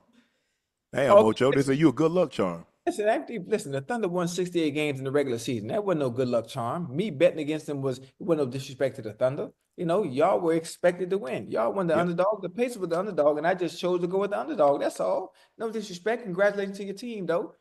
Yeah, congratulations. Tyron said, what's up, fellas? How far can the Rockets go now that they have Kevin Durant and SGA is the greatest Thunder player ever already? He is. Oh, yeah. There's no doubt about that. Shea is the best Thunder player. He's won an MVP just like Russ and KD. He's gotten to the finals, and he's won it. So, yes. I mean, they're going to probably be, at worst case scenario, probably the second favorite to come up out of the West. They're going to be a top team in the Western Conference for sure. They finished second this year. I can see them at least being top 4 in the West. But I think they got what it takes to get them over the hump, man. They got a bona fide scorer, a guy who knows his role. He's very efficient, and he's going to bring some excitement to Houston. True Infamous 73 said it's crazy that Russ, KD, and Harden couldn't bring a championship to OKC, but Shea, J. Will, and Chet could. Man, they had to play against the Miami Heat, bro. Well, LeBron, D-Wade, Chris, come on, what y'all want them? That LeBron in Miami, that was probably the best LeBron I ever played against when he was in Miami. Yeah. That might have been his best years, Uncle Ocho. Like, dude was unreal. Especially you got D-Wade and Chris Bosh and a whole host of other guys to help. But man, the Thunder couldn't beat them cats. Even though the Thunder were talented with James Harden, Russ, and KD, they did not have enough to beat that Miami Heat team. No. Dab Smith said, Cornbread, you was talking all that ish, quiet to the church mouse now. I know you hurt. You was spitting some BS last time you came on. Hope you sleep well. I'm on your head, Cornbread. I ain't finna let you slide after taking a shot at me last time, making these outrageous takes. Head look like my left thumb. Sheldon Pope said, ISO, was it hard to get a bucket on Yao Ming, Joakim Noah, or Tyson Chandler? I would probably say Tyson Chandler. Tyson Chandler was a 7'1" guy, but he moved like a deer. Like he had that slim, thin frame, and he could switch out on perimeters, guard the little guards, plus meet you at the rim. He was Joakim Noah was a beast as well. I just don't think Yao done had a foot speed. Yeah, he was just big. He ain't had a foot speed to be able to keep up.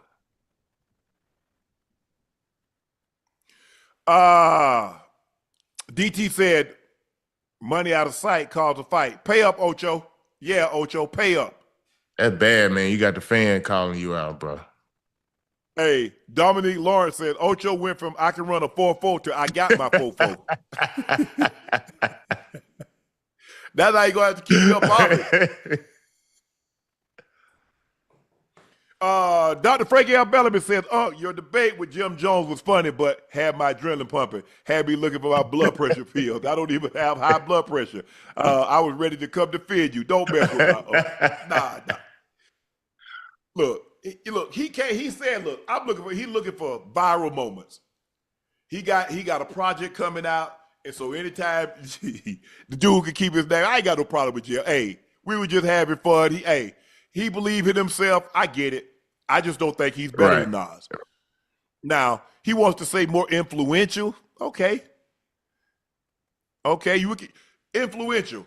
You can make a case that Iverson was as influential as any player with the sleeves and the big baggy clothes. That don't mean he's better than Kobe or better than Jordan or better than LeBron. Absolutely right.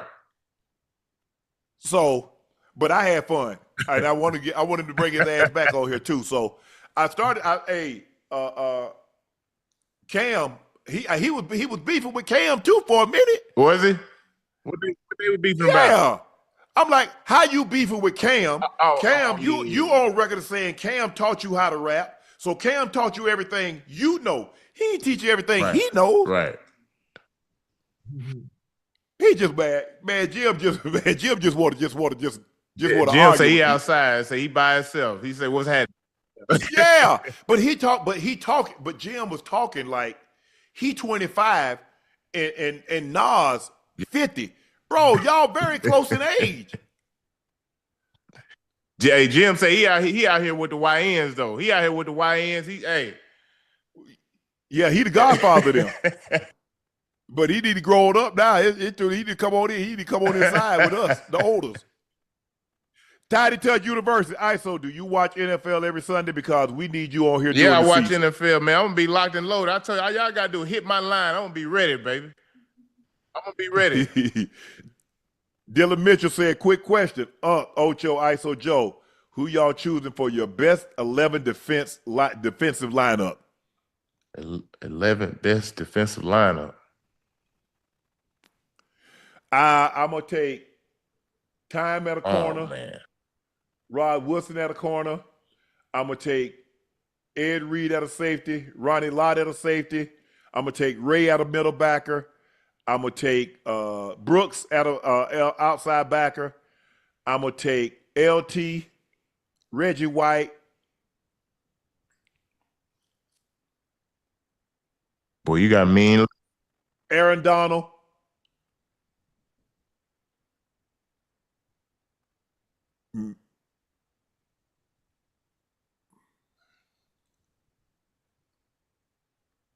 Bruce. Ocho, you got something to combat that? No, I like that, but I would take Ed Reed also, but I would take Ronnie Lott out and I would put Troy Polamalu. Okay. And Troy, Troy could play down in that box too. Yeah. But no disrespect to Ronnie, but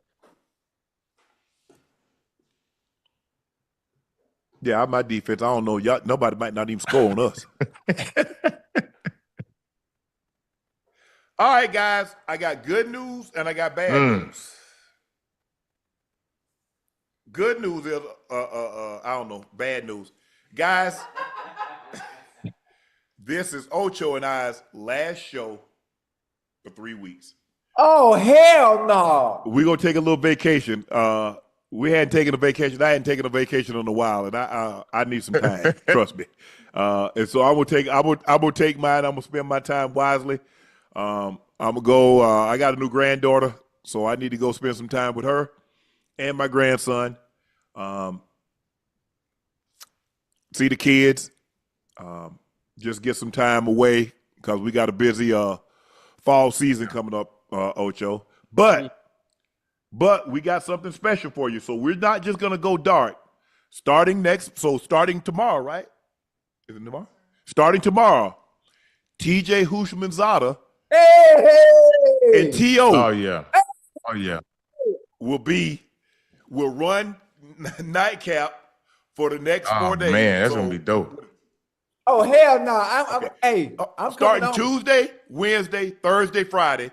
TJ Houshmandzadeh and T.O. will take over Club Shay Shay. That's gonna be dope. Nightcap, my bad. I need a vacation. But check this out. We got something coming even better What you got for week. The following week, ISO Joe and friends take over. Yeah. Okay. I got a few people gonna stop by. You know what I mean? I'm gonna hold it down while y'all going. Don't worry about it. Hey, just leave everything to me. Everything gonna be in good hands. Y'all we gonna have no problems. You hear me? Yeah. I'm gonna see you that $100. I'm gonna see you that $100 too, Joe. Right. Ocho and I'll be back on July 13th. So Ocho, enjoy your time off, man, and enjoy time with the family, the kids. I'm going home. I'm gonna enjoy time with my family and kids, and get back and look forward to getting back. Because once we start, Ocho, hey, we get back, it's gonna be it's training camp and then preseason, and then once the season start, we don't get another break until next June. So enjoy, guys. Thank you so much, man, for being so supportive. Thank you for joining us for another episode of Nightcap.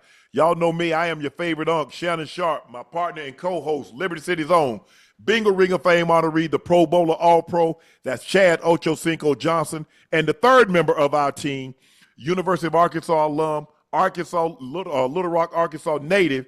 That's ISO Joe. Joe, thank you so much, man. We really, really appreciate this has been a blast. These last 2 months of having you on here, man, it's been great. Cornbread, thank you, man. We really, really appreciate you stopping by and breaking down the playoffs with us. We look forward to getting you on again soon. Guys, make sure you hit that Nightcap. Make sure you subscribe to the Nightcap podcast feed wherever you get your podcast from. Thank you, guys. Thank you for supporting Nightcap, because we can't do anything without you. It's because of you, your eyes, word of mouth, and your ears that we've been able to grow as well as we have. All these awards that Ocho and I have been able to win, and now that Joe is going to be joining the team, hopefully we win even more awards because of you. Your support, your continued support is greatly needed, and we cannot thank you enough. Please make sure you check out Shea by La Portier. If you can't find it in a city or state near you, order it online. We'll be coming to a city or state near you, trust me. But in the meantime, you can order it online. We'll ship it directly to your door. The best tasting premium cognac on the market. Don't take my word for it. Try it for yourself. I promise you, you will not be disappointed. Please go check out my media company page on all of its platforms, Shay Media, and my clothing company, 84, with 84 being spelled out. The link is pinned in the chat. Supplies are limited, and once they're gone, they're gone. So please grab yours while supplies last. We have a first-time NBA champion. Thanks to a 103-91 victory over the Indiana Pacers, the OKC Thunders, 4 games, Indiana 3, wins the NBA championship. Shea is the MVP. He was the MVP of the regular season. He was the Western Conference MVP. He was Finals MVP. And, you can't do much better than that. So congratulations to the OKC Thunder and their fans. Shea, congratulations. Guys, thank you so much. Ocho and I will see you in 3 weeks. TJ, T.O., hold it down. Joe, hold it down. No, I got you, baby. We out. Peace out.